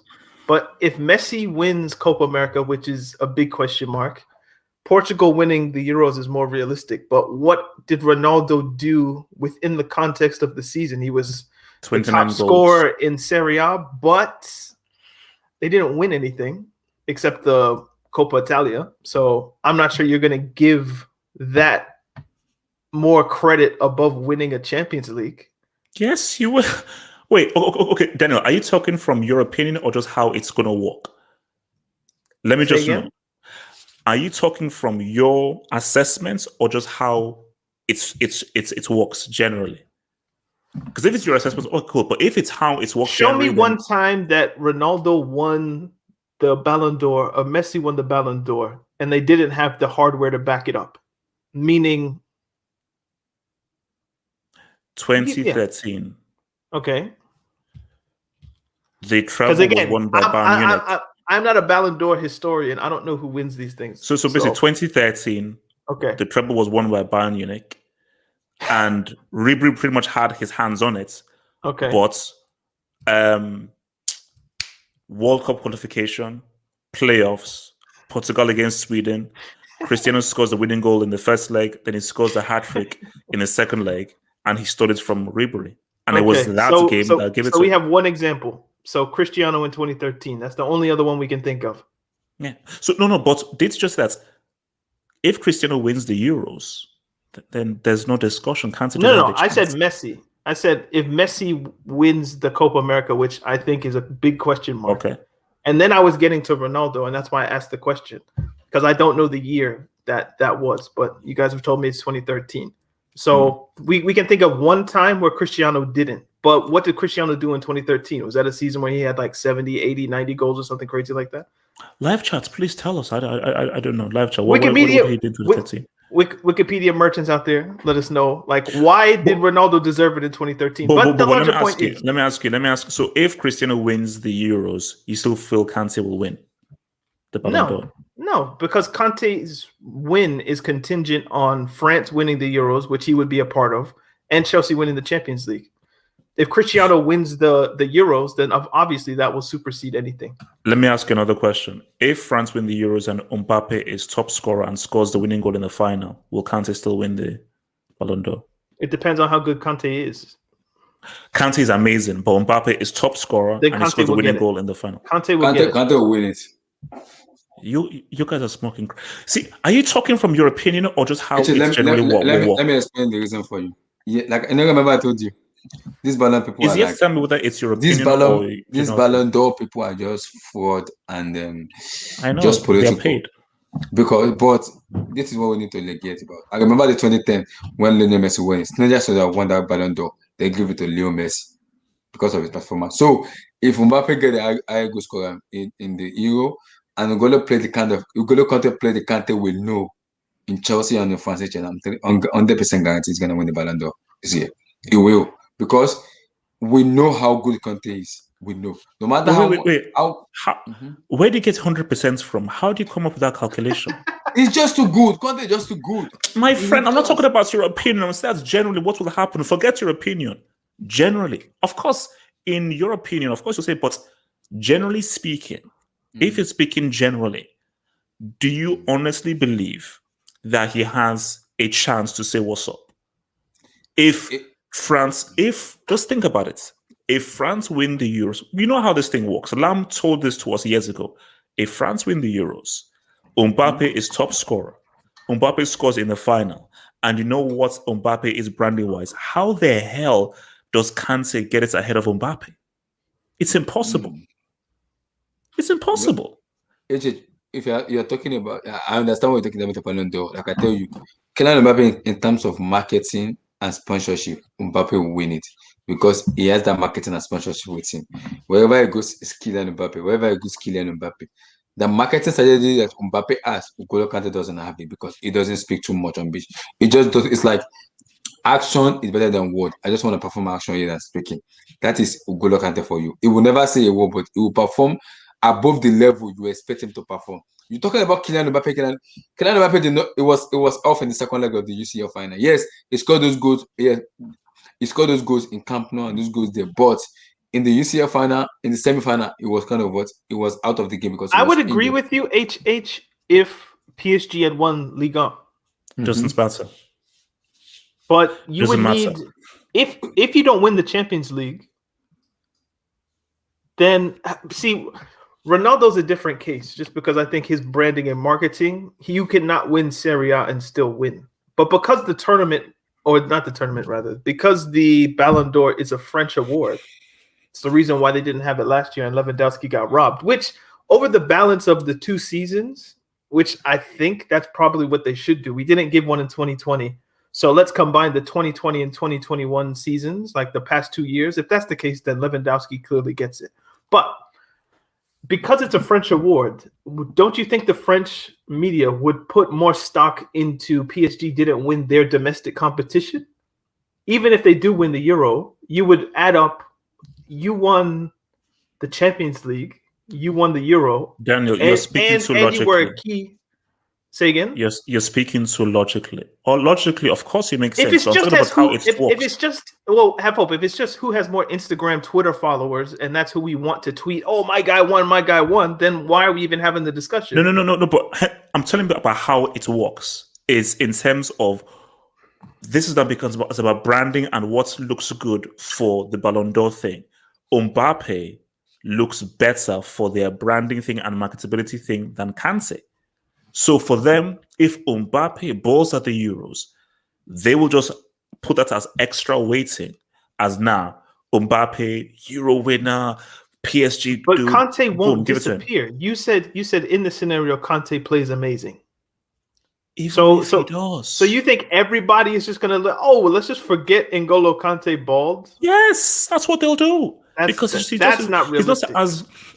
He's just not as marketable. And see, there are guys that want specific players to win because it is good for the marketability for the whole thing. Because trust me, why are you obsessed with how I consume liquid, bro? Like the guy in the comment, bro. Like it's water, bro. I need a lot of water. I'm a big person, bro. No, but look, Kante, as I said, look, man, for Kante, he's been. Hey, what the heck is this? What happened? What? Wait, is he crying? He's so cute. He's so cute, man. He's so cute. Now, people will call it me all kinds of stuff in the comments that I let go. Now, if that was me for saying people said it, not me, but that's what people say. And now Abdullahi has given me the perfect example. Like I don't have a comment on whether Kante is cute or not, but that's what people say. Okay, look, moving on from that. Here's the thing. What is in your hand, bro? What? Dude, you just picked something up. Like what was that? No, it's a mic. It's a mic.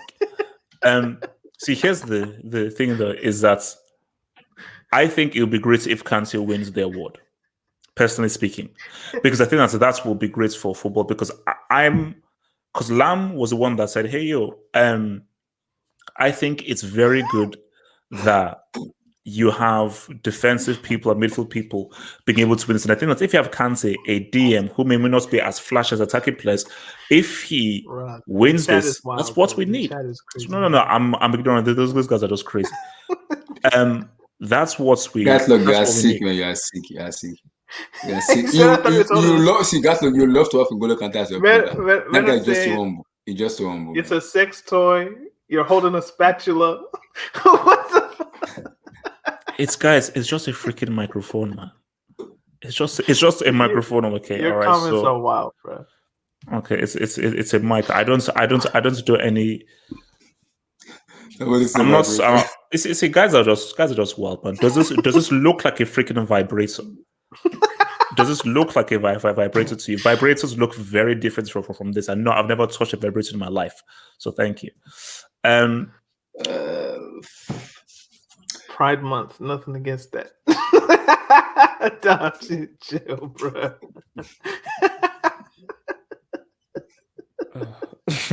Look, I think things are just taking a left. So, guys, look. I mean, moving forward,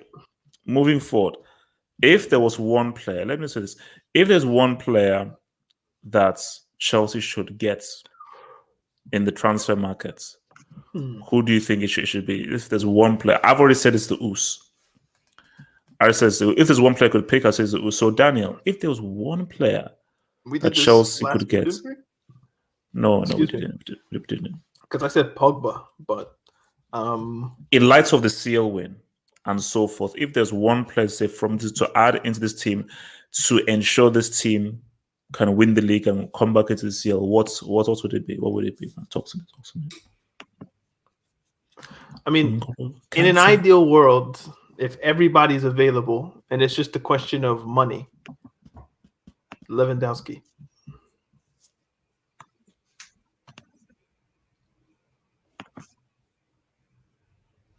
I don't think I need to give a reason, but it's kind of obvious.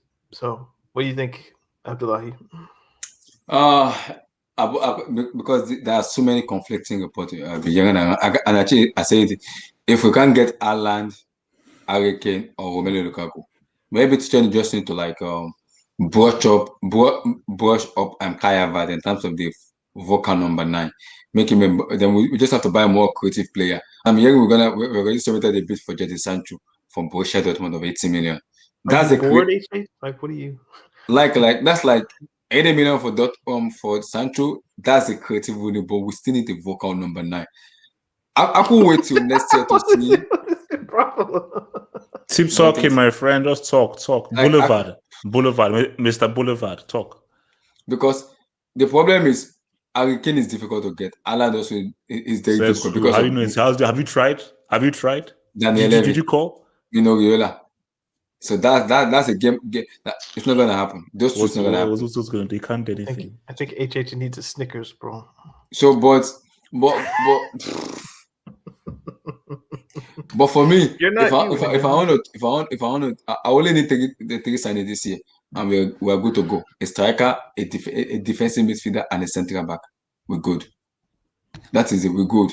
Because if there was one player, I think I'll go for a striker. I'll go for a striker because we can. Give me a name, man. Give me a name. Oh, it's tough. In terms of longevity and maybe we want to put this Mbappe stuff like productivity and them. Let me say advertisement. I'll go for Haaland. But realistically, where does advertisements come from? I just said a player. I don't care about. I already said the striker. We need a striker. We need a back number 9. So which one? I'll go for Lukaku. Lukaku, okay. Yeah. Why Lukaku? Why not Haaland? You know why I don't go Haaland? Daniel, listen, Bundesliga task. Roman have done this bullshit. So wait. So you're not listening to what this man is saying. No. So let me explain. Listen to what this man is saying. Roman have been doing some bullshit. Which kind of tax they talk now? Let me listen to this Boba head now. Let me explain. Let me explain. So now you listen to this Uganda man. Even this Nigeria boy now. From Torres to Alvaro Morata now to Timo Werner. That is how Roman works. So that's why I said I'm not going to be surprised if Roman break the bank for Haaland. Do we need Haaland yet? But he is very young. I would prefer to bring a prolific number 9 who has been in the EPL before, a Romelu Lukaku, because he will score goal. My friend, do you vouch for Lukaku? Will Lukaku get me a treble next year? Yes or no? It depends on how you want to play Lukaku. Because we know Antonio Conte plays through the wing with the 3-5-2. The Tuchel play that formation, the switch to a back 4. That's why the problem is we have to make a decision about who do we go for realistically, Lukaku or Haaland. That's the most realistic option we could get. I don't see us getting Harry Kane because Daniel Levy is a no-go area. And for Haaland, if Mariana Ganaski can find a way to coexist a relationship with Mino Raiola and the Alan brother, then we can have a talk about Alan. But as long as she can't find a way to kind of come into a standpoint on Mino Raiola and Alan Daddy, it's not gonna happen. The realistically one is Romelu Lukaku. That's the only one I can think of my head about Romelu Lukaku. Oga Daniel. Okay, so Daniel, so you said, wait, what did he say? Which player? Lewandowski. So guys, if it was me, I have hope. One player. So your HH, I have hope, man. Who should get say, it's tough. It's tough. My brain has to think about it. My brain has to XOCFC. You're sick. You're sick for mentioning that name. You're sick. The Usman Dembele, I beg. Make you go get money.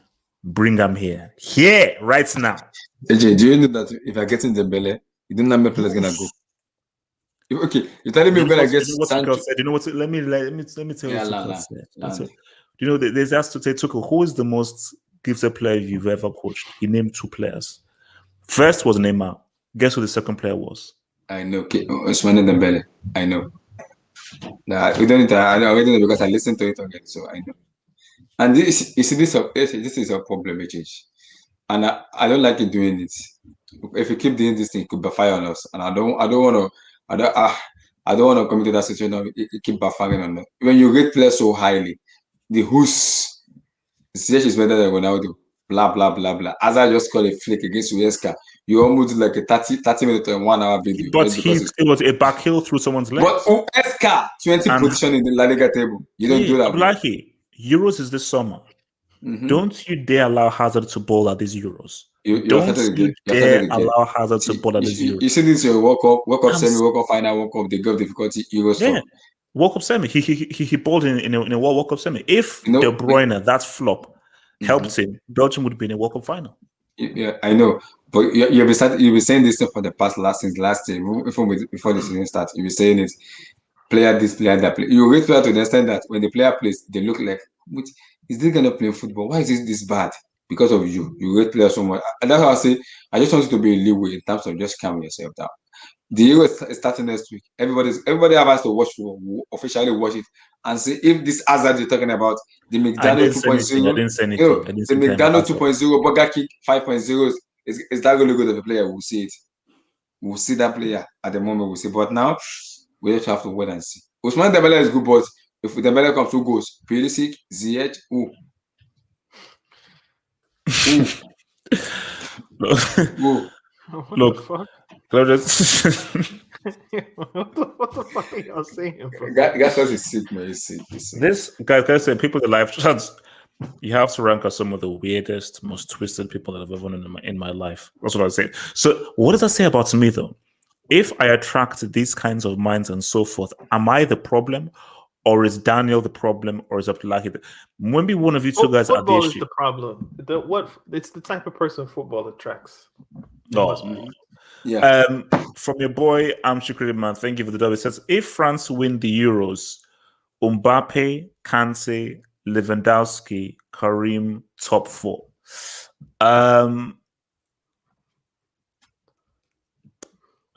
Lewandowski has a tough one because yes, you have to put him in the category. But the thing with Lewandowski is all he has is that's breaking the record. I don't think Lewandowski gets in the top 4 because he didn't say what's up in his CL, and it will be dependent on what he does at the Euros. Poland. Yeah. Look, you say if France win, okay, what if Portugal win Copa America? If Portugal win Copa America, I don't care what names you name. Messi's winning it. There's no point. So I've been thinking about it a little bit, and it's gonna be look wait. See, yeah. You're a very wonderful person, but I wouldn't want this to happen to you again for the second time. If Ronaldo wins that Euro and World Cup, it's over for the world football. It's like World War III if that happens, because we know Ronaldo may be this not good player in Juventus, but imagine your agenda against him. If he wins that Euro this year, and he wins that World Cup, it's game over. It's who said Portugal and Copa America? Abdullah, did you say Portugal and Copa America? No. Oh. I said if Ronaldo wins the Euro and the World Cup coming up, then there's a problem because people like they want to rate Ronaldo in which you don't want to rate him at the moment, and I get that. You don't want to rate him because he won the Euro by header. Now everybody's gonna have to see Ronaldo in the Euro and Ronaldo in World Cup. Imagine Ronaldo winning it. All right, look, man. Let me hit it. You've talked. Let me hit this soon. From Miguel Rabines. Can we all agree? Thank you for the dope. Can we all agree that Chelsea got the last laugh in that transfer merry-go-round in 2018? Giroud helped us top the group and scored versus Atletico. Look, see, Giroud has his uses. I don't want Giroud starting at the Euros because I think we all need Benzema to start at the Euros. But without Giroud, well, Giroud's 3 goals against Sevilla, okay, I suppose that sort of helped Chelsea top the group. And you'd argue that's 1-0 in the first leg, I think gave Chelsea a great stepping stone. See, for me, it's like when I see like Timo Werner celebrating with the trophy or other guys, I'm like, but when you see Giroud celebrating with the trophy, like, no, he played his part. He played his part on his set. Giroud is useful. He is useful. He is a useful player, you know, and he has his uses. So, is my thing straight? But the winner from that trade was Arsenal. How so? Aubameyang's goals are, I mean, they speak for themselves. Like, if you took away his goals from the team for the past 3 years or 4 years or whatever it is, who knows where Arsenal would be? Because they're already 6, 7, 8, 9, 10, that area. Who knows where they'd be if you took those goals out of the team? So I think the winner there is clearly Arsenal. Then Chelsea and, Dortmund. They got a lone player who did okay, but we will not name his name for now. Oh, well, who is that though? Okay, just some guy. From Sage, thank you for the Sage. So Sage says, I now know Kante's role. He's a roaming, complete midfielder. Also, Timo will break Mo Salah's record and will score 35 goals next season. So before I get to the second part of that statement, which I think we need to sort of dissect, first part of that is, hey, look, I think Kante, you could argue that Kante is a box-to-box. He's a box-to-box, complete, all-encompassing midfielder. So that's tackling, passing, shooting, balance, facilitating. You know, mention someone that makes him a box-to-box. You know, mention that person is Mauricio Sarri. I know. The Kante we say now is started with Mauricio Sarri because people call him a DM and it's not even a DM. It's a box-to-box midfielder. And when you ask Kante to do his job, it does it in a perfect way that you don't even see any flaws in him. That's how good of a player he is. So Mauricio Sarri needs to be given credit. That's why I say that's why I see this Twitter now. Twitter is kind of a toxic environment for everybody to be at. Because when under Sarri, everybody was like, Sarri is playing Conte as a right winger. Is he a number 7? I was like, shut up, man. It's not a number. It's a box-to-box midfielder. If you don't know the role of Conte, go back and watch where Sarri plays Conte. Then you understand football plays. Simple. Wait, where was that? So, and I think this was in reference to the Ballon d'Or talk. Nana Aigeman says, Mbappe? Yes, Mbappe. Let me say it one last time. If France win the Euros, Mbappe is top scorer and he scores at the final. How does he win? The only way that Mbappe doesn't win is if Argentina win Copa America, which will trump everything. But Mbappe is what people are trying to make the face of football. Remember, Pele did say, you're the second teenager in history to score in a World Cup final as a teenager. So let's keep it real. Like, Mbappe's cachet and his marketability, it's strong. It's strong, man. It's strong. So, lastly, so guys, do you have Nobody wants you to check a DM. Someone says you should check a DM. Okay, I'll check it sometime. Daniel, any final thoughts on Chelsea's season? Oh, actually, no. That's okay. Perfect thing. I'll give you guys like a minute. One word to describe Chelsea's season. If you could just take everything into account from the beginning to start, if you could use one word, because this season is over right now, the one word to describe the season, and the one word I would say is truth. That's my word, truth. That's the one word I would describe for Chelsea's season.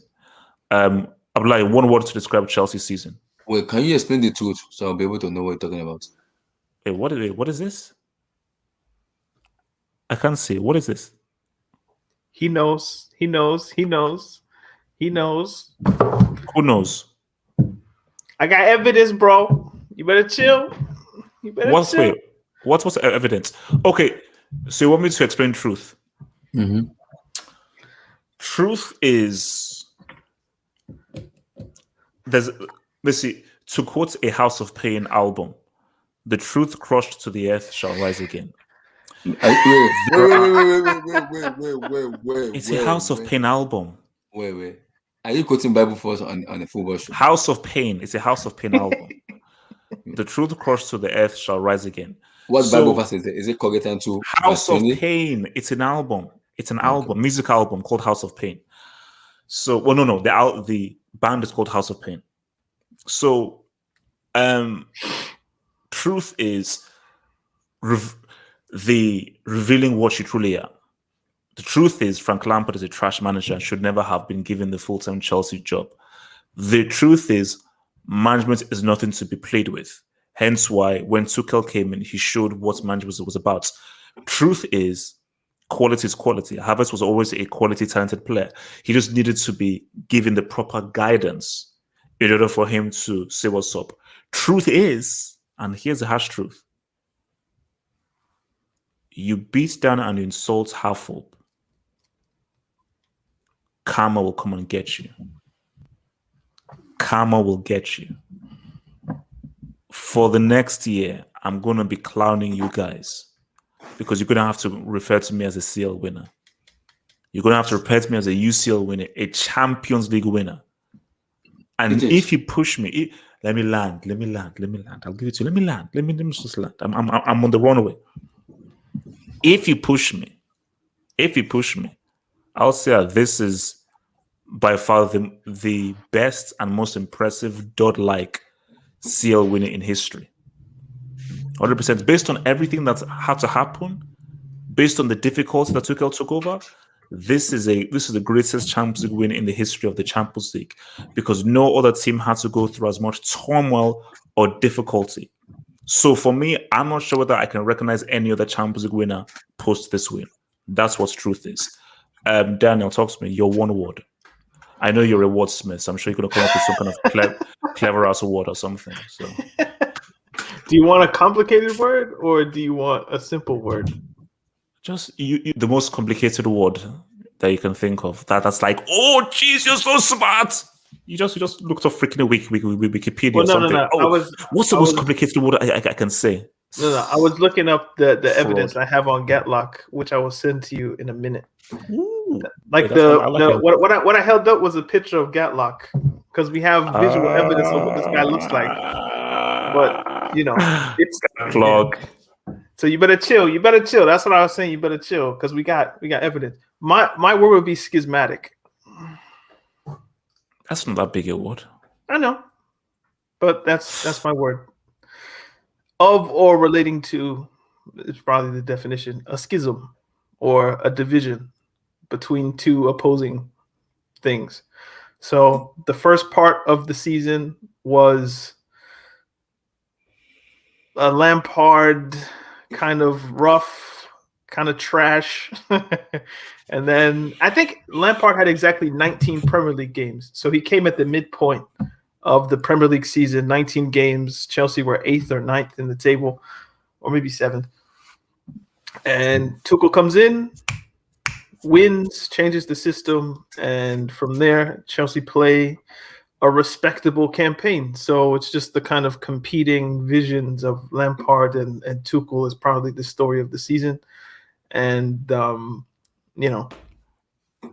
would be my word. Abdullahi, talk to me about your word, man, and explain the word, I beg. Please! I would say proof. What? Prove. What? Prove? Prove. Yep. Prove. Okay. Prove Yeah. or proof? Proof. Yeah, VE, yeah. That's Prove, the okay. plural, not the singular. The plural. Okay. The reason I say that is because I remember very well Lampard said it. 3 years we're not gonna compete for the Premier League title or the UCL in the next 3 years. Then now we just win the UCL now. So I need Lampard boys to come out and tell me, please, is Lampard smoking weed or what? I wanna know. Is this smoking weed, or did he tell Roman, don't worry, just give me 3 years. Let me build this scheme. We'll become this. And he was giving the player a look break. So for me, it is justification because this player can show you that we can win. Remember, I said it to you, Chich. Every Chelsea team under other manager has won trophy. Premier League, you see, Premier League title, Carabao Cup, FA Cup, and blah blah. They've tasted that winning mentality. This young crop How of did it player taste? hasn't tasted that. They are just tasted it now because of the gift. Now they want to win more and more. That is how a team should be run. Have that winning mentality in you, that culture of winning. That yes, whatever final it is, we just want to win. We just want to win. That's it. No matter how we play shit, we play crap, we just want to win. So I think for me, I'll call it Pope because the way Lampard even put us into the season, like, the players are not ready enough. Ziyech is this, Havertz is that, Mason Mount, like, Lampard is a dumb manager, man. Very dumb. Relax. He's a legend. He's a Chelsea legend. Just let me comment about this legend. I don't want to come too much about it. Let me just leave it and just speak about it too much. I do not want to say a word. I respect what Lampard does as a player, but as a manager, go back to Nasarawa United and push the Nigerian Premier League. That's where he needs to go to. Maybe there's then no VAR. You can easily shout and talk to whatever you want to talk to. No, so that's for me. Yeah. Okay, so what's it called? Guys, I just found out that Donnie Yen is going to be in John Wick 4.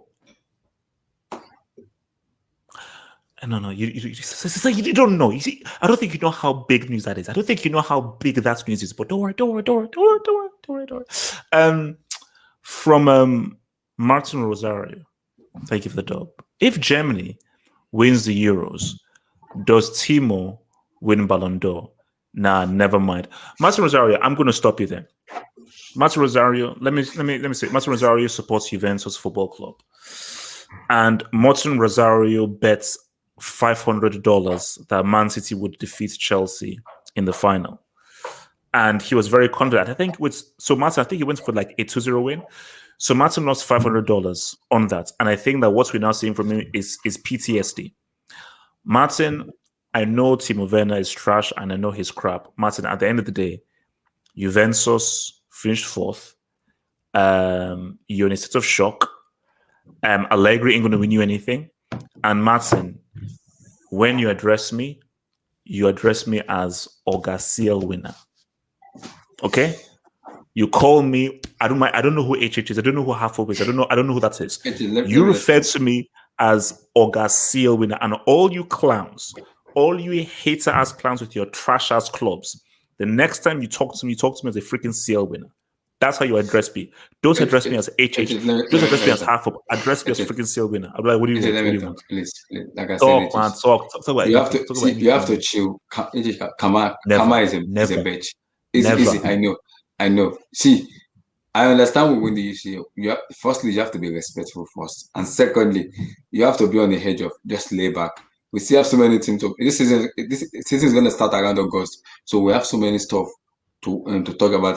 So many matches. I do not want this to backfire on you. Bro, just lay away a little bit and see how it's like. Watch the space. That's how it should be.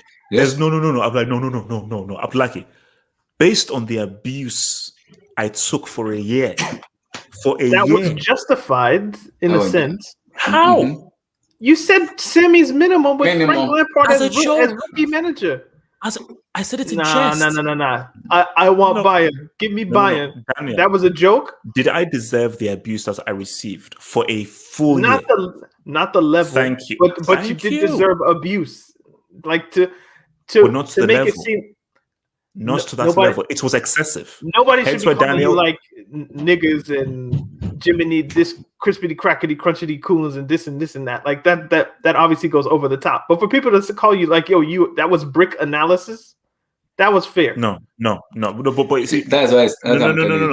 That part was within bounds. I was right. I was just a year early.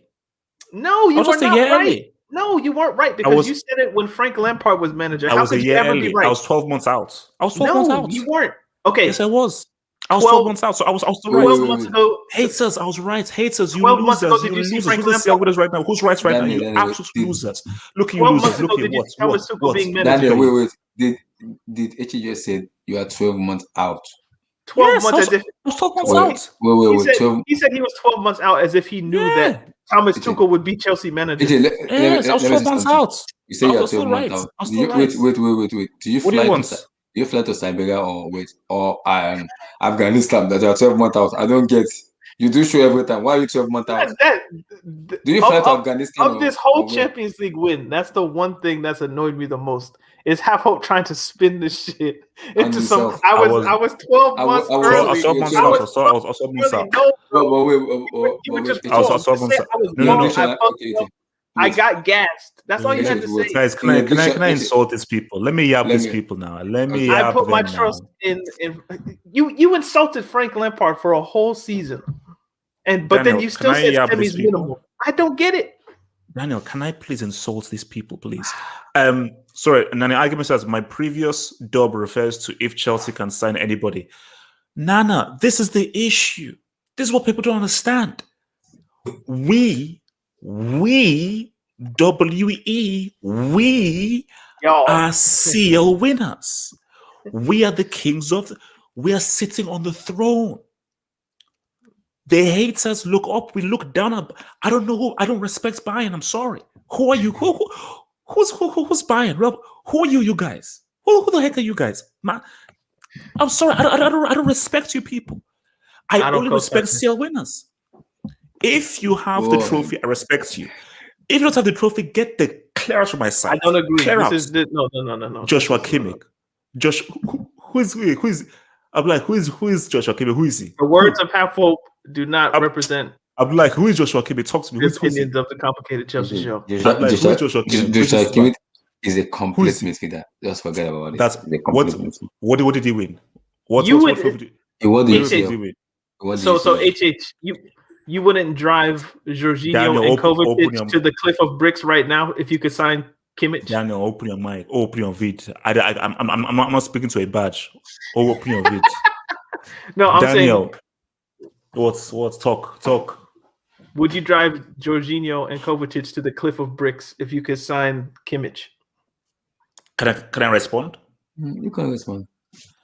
Has Kimmich does Kimmich hold a 2021 CL winners medal? Yes or no? Did you guys notice that? Half Hope was about to say, has he won a CL, but then he remembered last year.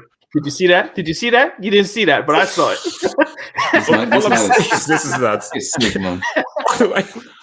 How can Kimmich come and talk to me when I can't see a 2021 CL winners medal? You see, I'm on Eddie Murphy mentions. What have you done for me lately?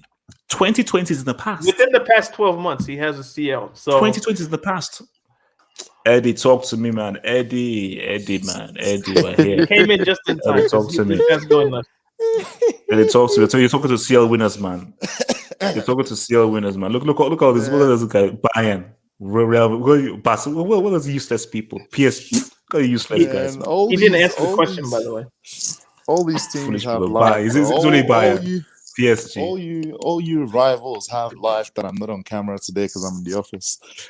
Sorry guys, we've been moving labs for the last 3 weeks, so I need to be in. That's why. But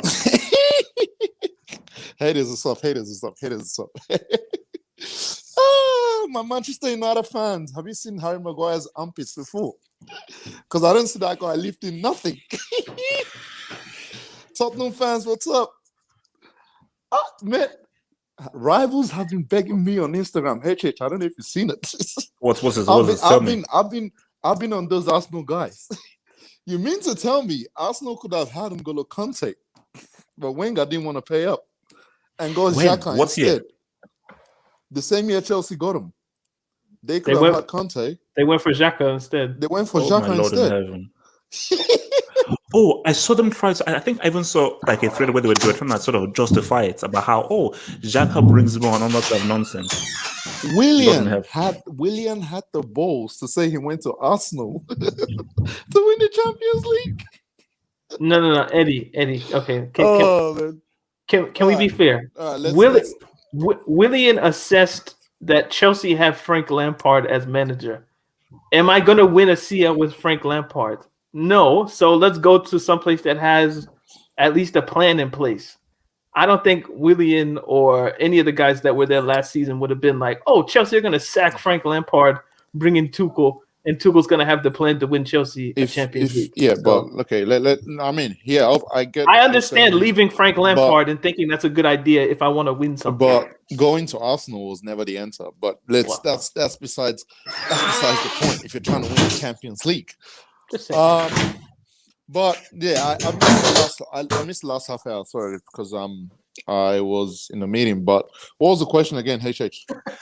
So basically.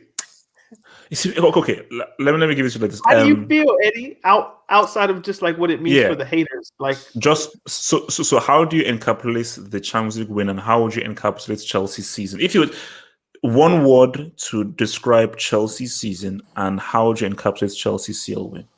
Man, it's hard to put it in one word. I'll say because this was. Again, if you ask me, I don't think this was the year Chelsea should have won it, because I look at a lot of players in this squad and they're still young. Chelsea, I came on and said it last week. They don't have a spine at this point. Besides, let's say Mendy and Conte, who really is the spine of this Chelsea team, and that's something they're still trying to build up. So this win was probably premature. Rudiger might be gone this season or next season. Oh, is it? Being realistic, he's got 1 year left on his contract and he's not keen on resigning. So who really is the spine of this Chelsea team? That's what we need to be asking. So I'll say it was a bit premature, the Champions League win, but you take it, man. As a fan, you want to win. That's the point. And this win might be a good thing or it might be a bad thing. In the sense that, look, this is what every footballer wants to win, and we're dealing with young players here. You know, is it a thing where, okay, cool, we've achieved pretty much the highest level, and then let's go get our bag from now on, or is it something where, okay, let's go dominate? Because I'm looking at Chelsea fans online going, oh yeah, we're about to dominate the next decade. I'm going chill. Yeah, like, relax. Enjoy this win. Like teams are reloading next season. Chelsea needs to reload as well. So you can't just rest on this and go, yeah, Chelsea are dominating because you won with 20-something-year-olds. But no, it's really good, man, because I mean, I waited 9 years for this. And if you look at the years in between, Chelsea didn't even sniff the semi-finals. I don't know how many quarterfinals they went to. So it's not a thing where we're looking at and going, oh, Chelsea are close. It's a thing where you lost, and then the one time you go through a round of 16, you won it. So there's still a lot to work on for Chelsea. I mean, most of the signings, besides, I mean, I don't want to hear anyone talk about Havertz and Chilwell anymore. As far as I'm concerned, they've paid how much Chelsea paid for them. That goal was worth 75 mil. Abdullahi, that was not an apology. I'm on to you, Abdullahi. Abdullahi, you need to give Mason Mount his apology, because you called that guy a bastard. Yes. You called that guy brainless. You called that guy negative IQ. You called him an English prick. You called him an English prick. You need to give him a proper apology. But yeah, I mean, look, I'll say premature. But in terms of, if I can just talk of the game a little bit, or that goal in general. The one thing I credited Mason Mount for was the fact that he had his head up. But there are two people who don't get enough credit for that goal. Mendy. I'm sorry. Did anyone mention Mendy's ball playing abilities when he was signed as a goalkeeper? I don't think people have given him enough credit for that.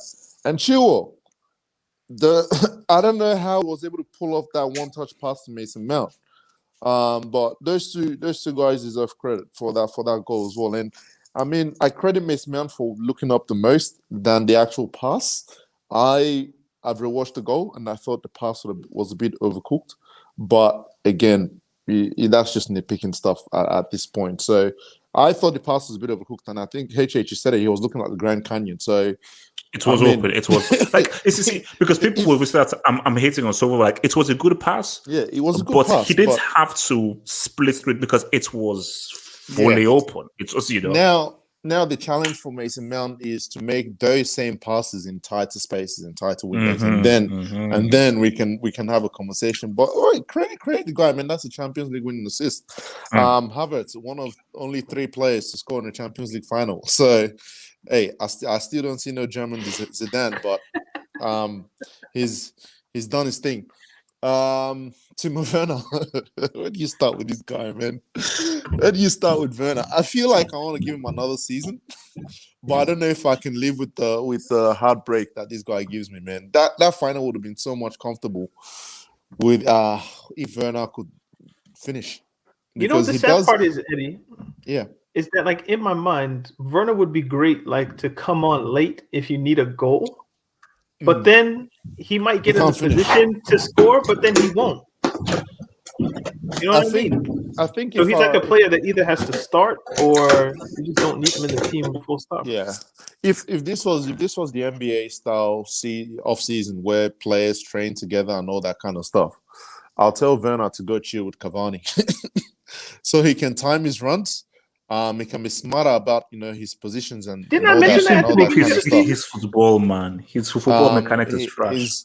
No. He needs to go sit down with Cavani and work things out, because I think Cavani will be a good mentor. Which is that's one. And who else could he probably go chill with as well? Maybe Aguero. I think they're similar stature. But Cavani and Aguero are 2 people I'll say, look, if I'm Tuchel, I'm passing Werner videos of them 2 and going, study these 2 guys. That's what we want from you next season. Because let's be realistic. I'm looking at the rumors right now. Chelsea, I think I said this 2 weeks ago, 3 weeks ago. Chelsea aren't getting a striker.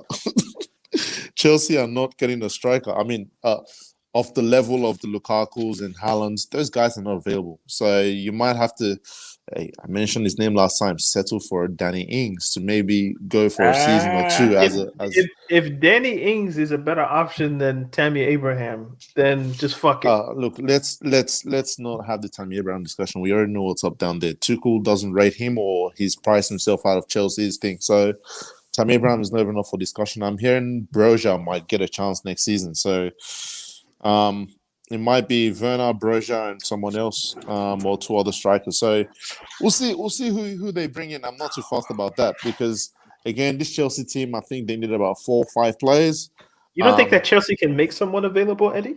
You don't think like Chelsea have enough money, especially after winning and going deep in the Champions League and having the Champions League winning money, that they can't make a Haaland available? They can't make Lukaku available, even though he says he doesn't want to go. Yeah, but the thing is, Lukaku and all these players are looking at it like, do I really want to deal with what comes with that?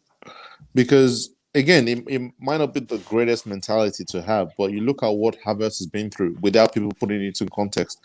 You look at what Werner has gone through, people always quoting the price tag, or you can even go historically and look at people like Torres and all these big money signings. The price tag hangs on your head until you do something. Like even after Havertz win the Champions League final, they're still bringing up the price tag. So that's something I think a lot of players don't want to be associated with, and that's something that's been good about the Man City model, where there's not that one player that you can look at and go, oh, okay, this guy costs X amount of money. They all cost the same thing. So everyone's looking at Pep at this point saying you spent all this money. So that's probably what it is. Chelsea could make someone available, but again, would they want to come? That's the thing. And most clubs are trying to price Chelsea out of players. If there was a player, I'll say go make available, it'll be Harry Kane. Number 1 target. If I had to pick, I'll say Harry Kane. But Harry Kane's not going to be available because Tottenham aren't going to negotiate with Chelsea. I would have been intrigued at the prospect of Lukaku, but I don't know if I'll sign up for that, because we've seen Lukaku in the Premier League. We've seen Lukaku in a team that dominates possession. I think he's still that same dude, where he just doesn't fit in that system. So it'll be interesting to see how many of these targets are actually Tuchel's targets or how many of them are club targets. because I think Chelsea are still on that thing where they're trying to get their targets. We've been hearing Hakimi floating around this week. So, yeah. Overall, look, Chelsea just need to figure out the striker position because that's a key thing. Above all, get a guy who can dribble, an attacking mid or winger who can dribble.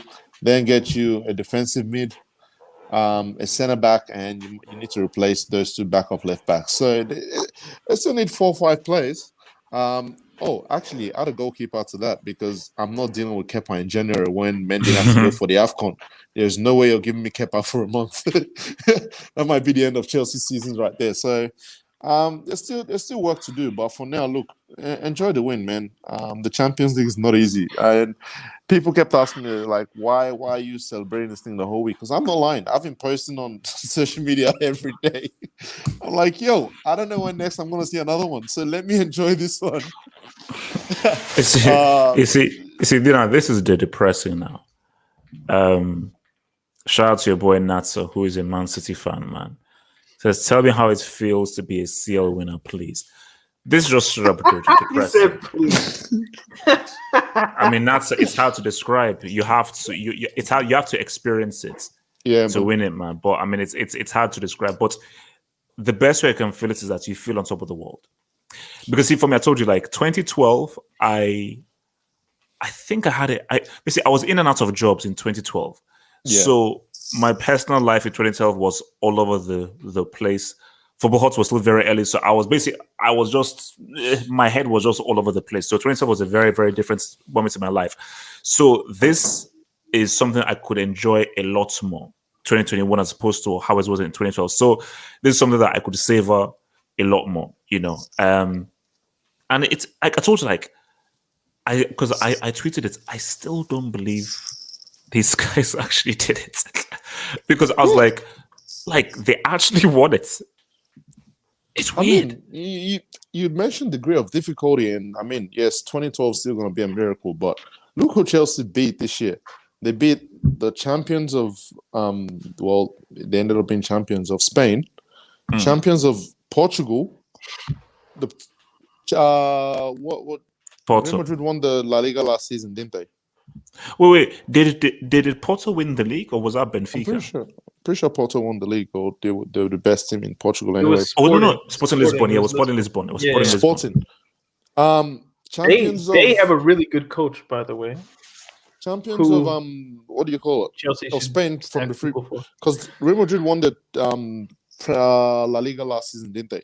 So it's not like Chelsea played bums, and Chelsea didn't scrape through. They beat some of these teams. They outplayed Real Madrid. They outplayed Atletico. Porto, the second leg was a bit, but you take that. And in the final, I mean, Pep not playing the DM. Jesus Christ.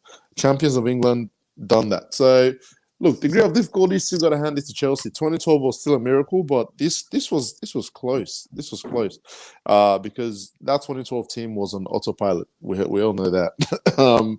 There was not much coaching from Di Matteo. Let's be honest. It was just vibes, but they done it. So, degree of difficulty, give it to Tuchel, man. He had a tough job to do in a COVID season without his family. Hey, give him his props, man. Guys, look, man, I said again, man. This has been. Oh, look, I said again. Look, I don't really give away the topic. Eddie, are the Lakers going out tonight? Yes or no? Oh Jesus! Get out of here, man! Don't. Suns are 3-1. HH, why are you trying to do this to me? The light-skinned champion is going through. No, it's a simple question. Yes or no? I have tried not watching any basketball this week because, look, Lakers potentially go out. I'm not gonna sugarcoat it. Lakers potentially go out, and that's the price of a championship last season. Because you look at the teams who went deep in the bubble, they didn't have an off season. You look at the Heat, the Nuggets. They've all crashed out this season, so everyone's paying the price for last season's bubble. And Lakers deserve it the best because they won it. So it is what it is. If they go out, hey, look. It is what it is. Reload, rest up for next season. No one playing the Olympics and come back for next season. But yeah, it's the depressing, man. You just killed my vibe today, man. I've been trying to enjoy this freaking Champions League win.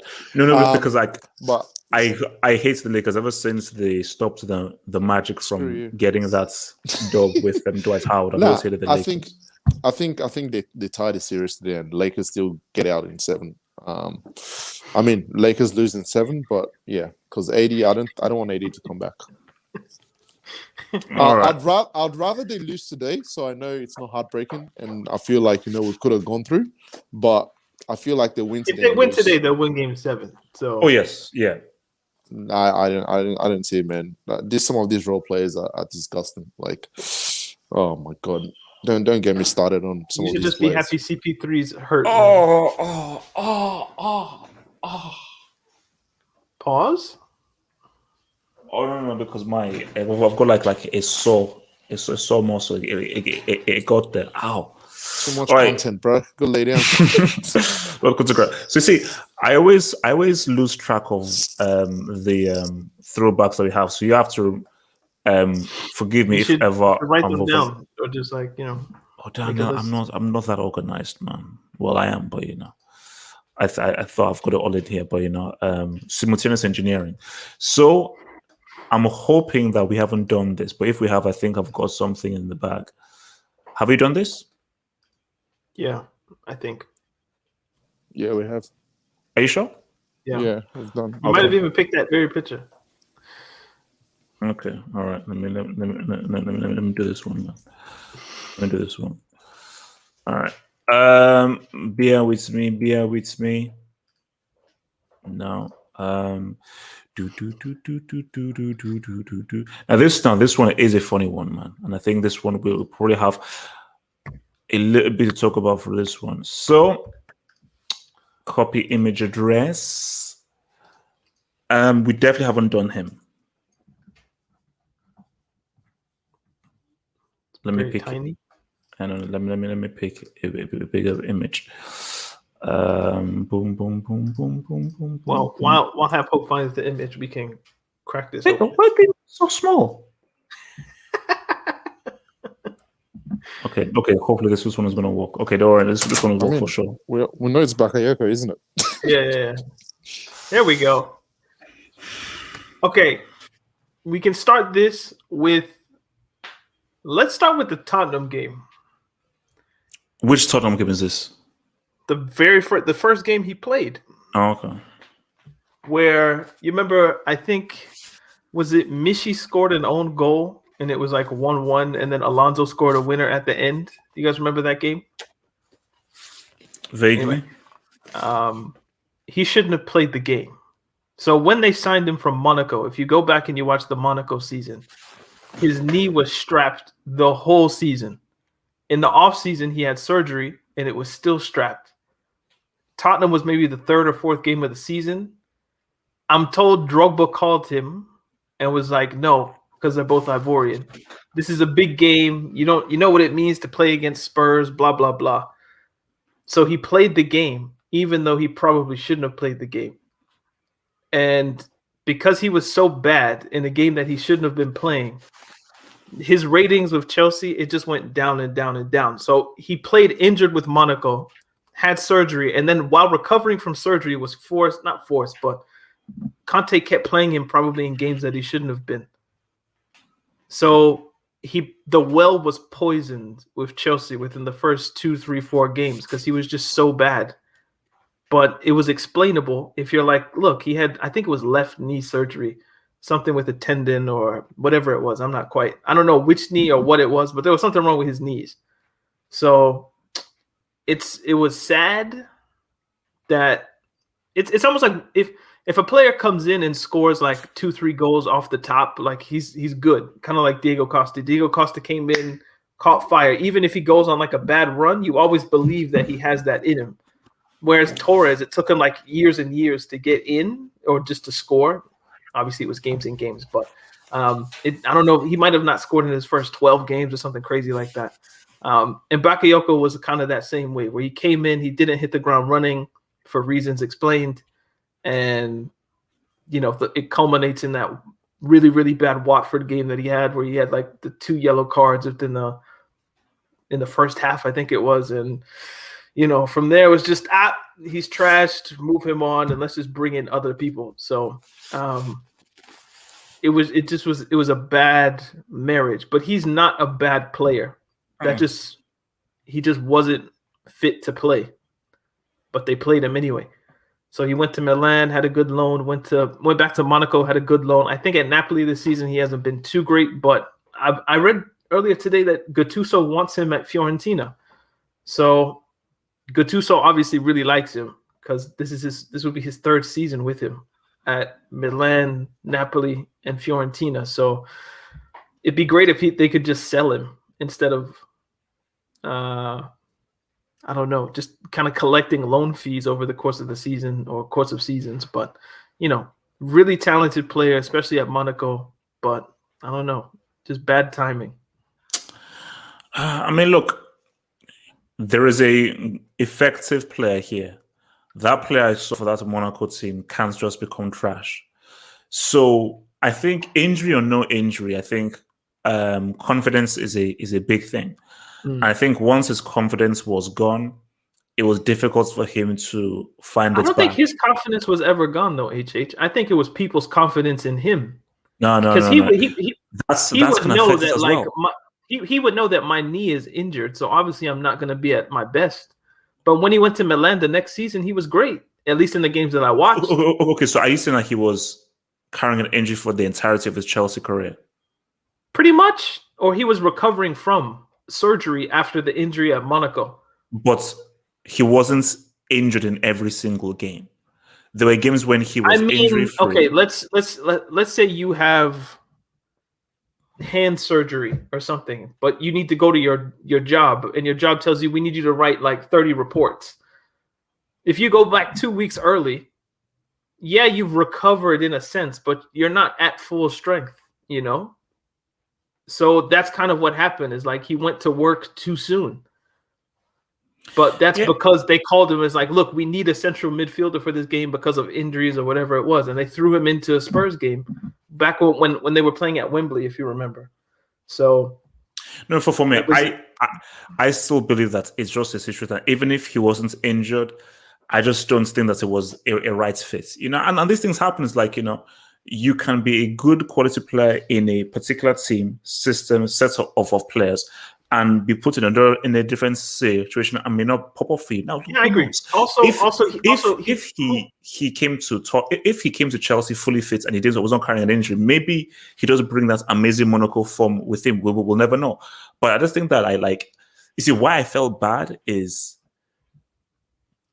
it just seemed as if people were particularly, the way people were harsh and on him, I don't think people have done that with Werner. Someone like Werner, who this guy is crap, as in this guy is full on garbage. I think he does not. Bakayoko received more abuse than what Werner did, because for Bakayoko, look, he wasn't great, but man, the way guys went at this guy, so like, well, guys, I mean, this seems a bit okay. Yeah, he ain't that great or so forth, but this seems a bit extreme. We're not dealing with like a Class A elite alumni break here, But people just targeted him. He wasn't good, but what annoyed me the most was if somebody says Timo Werner isn't bad, you can tell me why. He misses chances. His confidence in front of goal isn't good. His first touch is trash. Whatever. I don't trust that people know how to judge defensive midfielders or central midfielders at all. Like defenders, maybe goalkeepers, okay, that's good. Wingers, forwards, strikers, all right. But the people who were saying Bakayoko is bad were the same people who were saying Conte should be a DM. So if you don't know what to look for in a central midfielder, full stop, how come I'm taking your Bakayoko criticism seriously, on top of the fact that you don't bring up that he was injured and he had his knee taped for the whole season? So basically, I just look at people who complained and I was just like, yeah, he wasn't good. Of course, we could see, but there was just something off, and it was more physical than it was anything else. And lastly, and I'll let Eddie and Abdullahi go if they're still there, but I'm trying to ramble for their sake. The person who he was replacing came off a really good season. So Matic, I think, had a really good season the season before. And wasn't that when Chelsea won the league? Yeah, Chelsea won the league, and this was the season after that. So he was replacing Matic, who that was his last good season. Maybe he had another couple at United, but yeah, when you look at the disparity between Matic and Bakayoko, it's like, damn, I think there's a marked drop off here. So he's gonna get some stick, but it's Chelsea fans, so you know how they're gonna treat Bakayoko versus how they treat Werner and Torres. Have you heard the Torres stuff? Where like the Chelsea fans love Torres because he tried hard. he always tried. He never complained. He like blah blah blah blah. So I don't know. Maybe they just looked at Bakayoko as like some lazy. I don't want to go crispity crackety crunchity such and such. So yeah, he never got the benefit of the doubt because of how bad he started. Yeah. And we know why. Edward Abdullahi, do you want to chime in on Bakayoko? I wasn't sure if they were there. Not too much. It's not too much to say on it. I mean, I think this guy's probably had more loans than good games for Chelsea. And like Daniel said, that's not entirely on him. Because that's something I noticed. Because that season before he joined Chelsea, Monaco had the whole squad together with Mbappe, Mendy, Bernardo Silva, and the crew. When Bakayoko was pretty much a beast in that midfield, even on that knee. But once he had that surgery, he never had the chance to recover. I think he actually had a good game. That Tottenham game, I think Chelsea ended up winning, but it was the subsequent games. Do you remember? I think he was the one who gave away the free kick. That Tottenham game? That Batshuayi scored an own goal from. It was him. Or maybe it was Michi that gave away the free kick and then he did an own goal. But I think it might have been Bakayoko. Michi scored the own goal. I remember Michi scoring the own goal. And then win the game though. Yeah, Alonso scored the winner at the end. Yeah. So things were forgiven, I think. But yeah, things were forgiven. But I think he got worse after that a little bit. And people didn't say because he had a decent game that first game and it was like, okay, cool. Build on from this. But I don't think people understood. I don't know if it was really a fit in that midfield as well. Given, like you said, he was replacing Matic, and I don't think they had the same profile of players. But at the same time, he never really recovered. And for a physical league like the Premier League, because let's be honest, League One is not as physical as the Premier League, and especially for the position he played, he needed a lot more. Fitness training and getting used to for the league. So I honestly felt he's one who deserved, another chance as well. But then once Conte left after the season, he wasn't a fit for Sarri, and it's been downward ever since. But I've been hoping Chelsea sell him because he's still a good player. He can still, now it's probably older, but it's just one of those where he came back from injury too early. And it's been downhill from there. But he's done a good job to go resurrect his career in Italy, though. So hopefully he can. So for some of these players, I just hope they find stability, man. Because I'm not a fan of the loan system if you're not going to use the player. If it's one of those like Mason Mount, where cool, he's done a couple of loans to go study the game and then come play for Chelsea, yeah, good. But if you're just loaning them to get money at some point, that's why I don't understand it. Batshuayi deal signing contracts. And Bakayoko should just try and find a permanent home because this whole loan system doesn't help players like him. Because you give him 2-3 seasons in 2-3 stable seasons at a club, I think he probably finds himself, if not as a number one option, but he can find himself as a rotation option for a top club. If he can be stable enough. But yeah, sad story, man. But because I remember him playing for that gun Monaco team and he was a beast, but tough. Can I add that the two people who bought him were Conte and Emenalo, and then Emenalo left like shortly thereafter, and Conte obviously that was the season where he decided to tank everything, so he didn't have any political backing the same way maybe a Kovacic would have, because that was something clearly Marina and Sarri would have wanted, So Abdullah, talk to me, Bakayoko, man. And here and there. Guys, any final words? Actually, no. This is a perfect thing. Which Chelsea player do you believe will shine the brightest come the Euros? Who do you think will have the best Euros? Which Chelsea player do you think will have the best Euros? What do you say? Eden Hazard. In spirit, he's the Chelsea player in spirit. Are we talking individual or team success? Oh no, individual. Which individual? Chelsea individual do you think will have the best Euros? He was playing against Madrid in the semifinal, so he still counts as a Chelsea player in my mind. That's actually hard to answer. Because you got Mount, you got Havertz, you've got Kante, you've got Aspilicueta. It'll probably be Kante, one of the English players, but the thing is, they've got Southgate, and Lord knows how he thinks.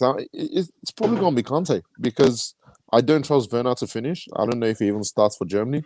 Havertz, he'll start. Again, there's competition in his position for Germany. Who else? Christensen plays in Denmark, doesn't count. Billy Gilmore, Scotland, doesn't count. Christensen, Denmark. Rudiger? Is it? Rudiger. Germany. Does he start for Germany then? Yeah, because he could go Hummels and Ginter. There's question marks around all the players and how much they play. So Giroud? Well, maybe Giroud. No, Benzema's back. So yeah, probably I'm gonna. Bro, no.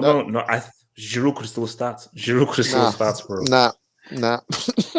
Would you put it past Deschamps? Would you really? He could be that petty. Look, in the knockout stages, Giroud comes off the bench, but maybe early enough he'll start. But watch, Benzema will come off the bench. That'd be wild if he does. If he does that would be wild. But yeah, I think the only sure bet we can call now is N'Golo Kante, because everyone else has got question marks around their positions within the squads. Kovacic might have a good time. Look, Kovacic is an interesting one. He would have a good Euros, but it will be a quiet one where people don't notice. Because like you just said, Daniel, people don't know how to analyze center mids and center defensive mids. Everyone wants to go with the goals and assists rubbish. That's why I'm saying Kovacic could have a good Euros, but no one takes notice of it. So that's why I don't mention Kovacic. But yeah, he's not there. Conte is the only sure bet. Who? Somebody said Kepa in the comments. He didn't make it. Yeah, he didn't make it, bro. He didn't make it. You know, see, for me, I think it's either Kante is going to be Kante, but I'm looking at Mount or Havertz, because Mount is going to start every game. So he's a shot. See, Havertz, you know what? I think both Havertz and Mount they'll start, because I think Yogilov likes Havertz. He'll start. Mount is starting every game. That's standard. So I think it might be either Mount or Havertz to really shine. I think either of them are probably going to shine. And who knows? Look, man, what if Mount scores the winning goal for England Euros final? Then I won't be able to say much, guys. It's been swell. It's been lovely. I'm now going to finish season 7 of The Shield, as well as hopefully watch Devin Booker knock out the LA Fakers from the NBA. The LA Fakers. Is it on TNT? If the Lakers win this series, you're writing an apology, triple spaced. No, I mean, if they do that, then I'm inducting Phoenix Suns badge into the International Brick Academy. So they should win this series. They should win this series. But Lakers, because see, my dream final is fully fit Lakers against the Nets. Don't tell That's Lakers, the dream final, but it's just not going to happen though. It's not guys, going to happen. Peace out, stay true, and we'll see you guys on another one. Peace out. Peace.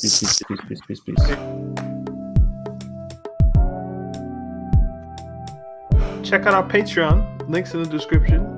Right? Patreon, Twitter, all that's there.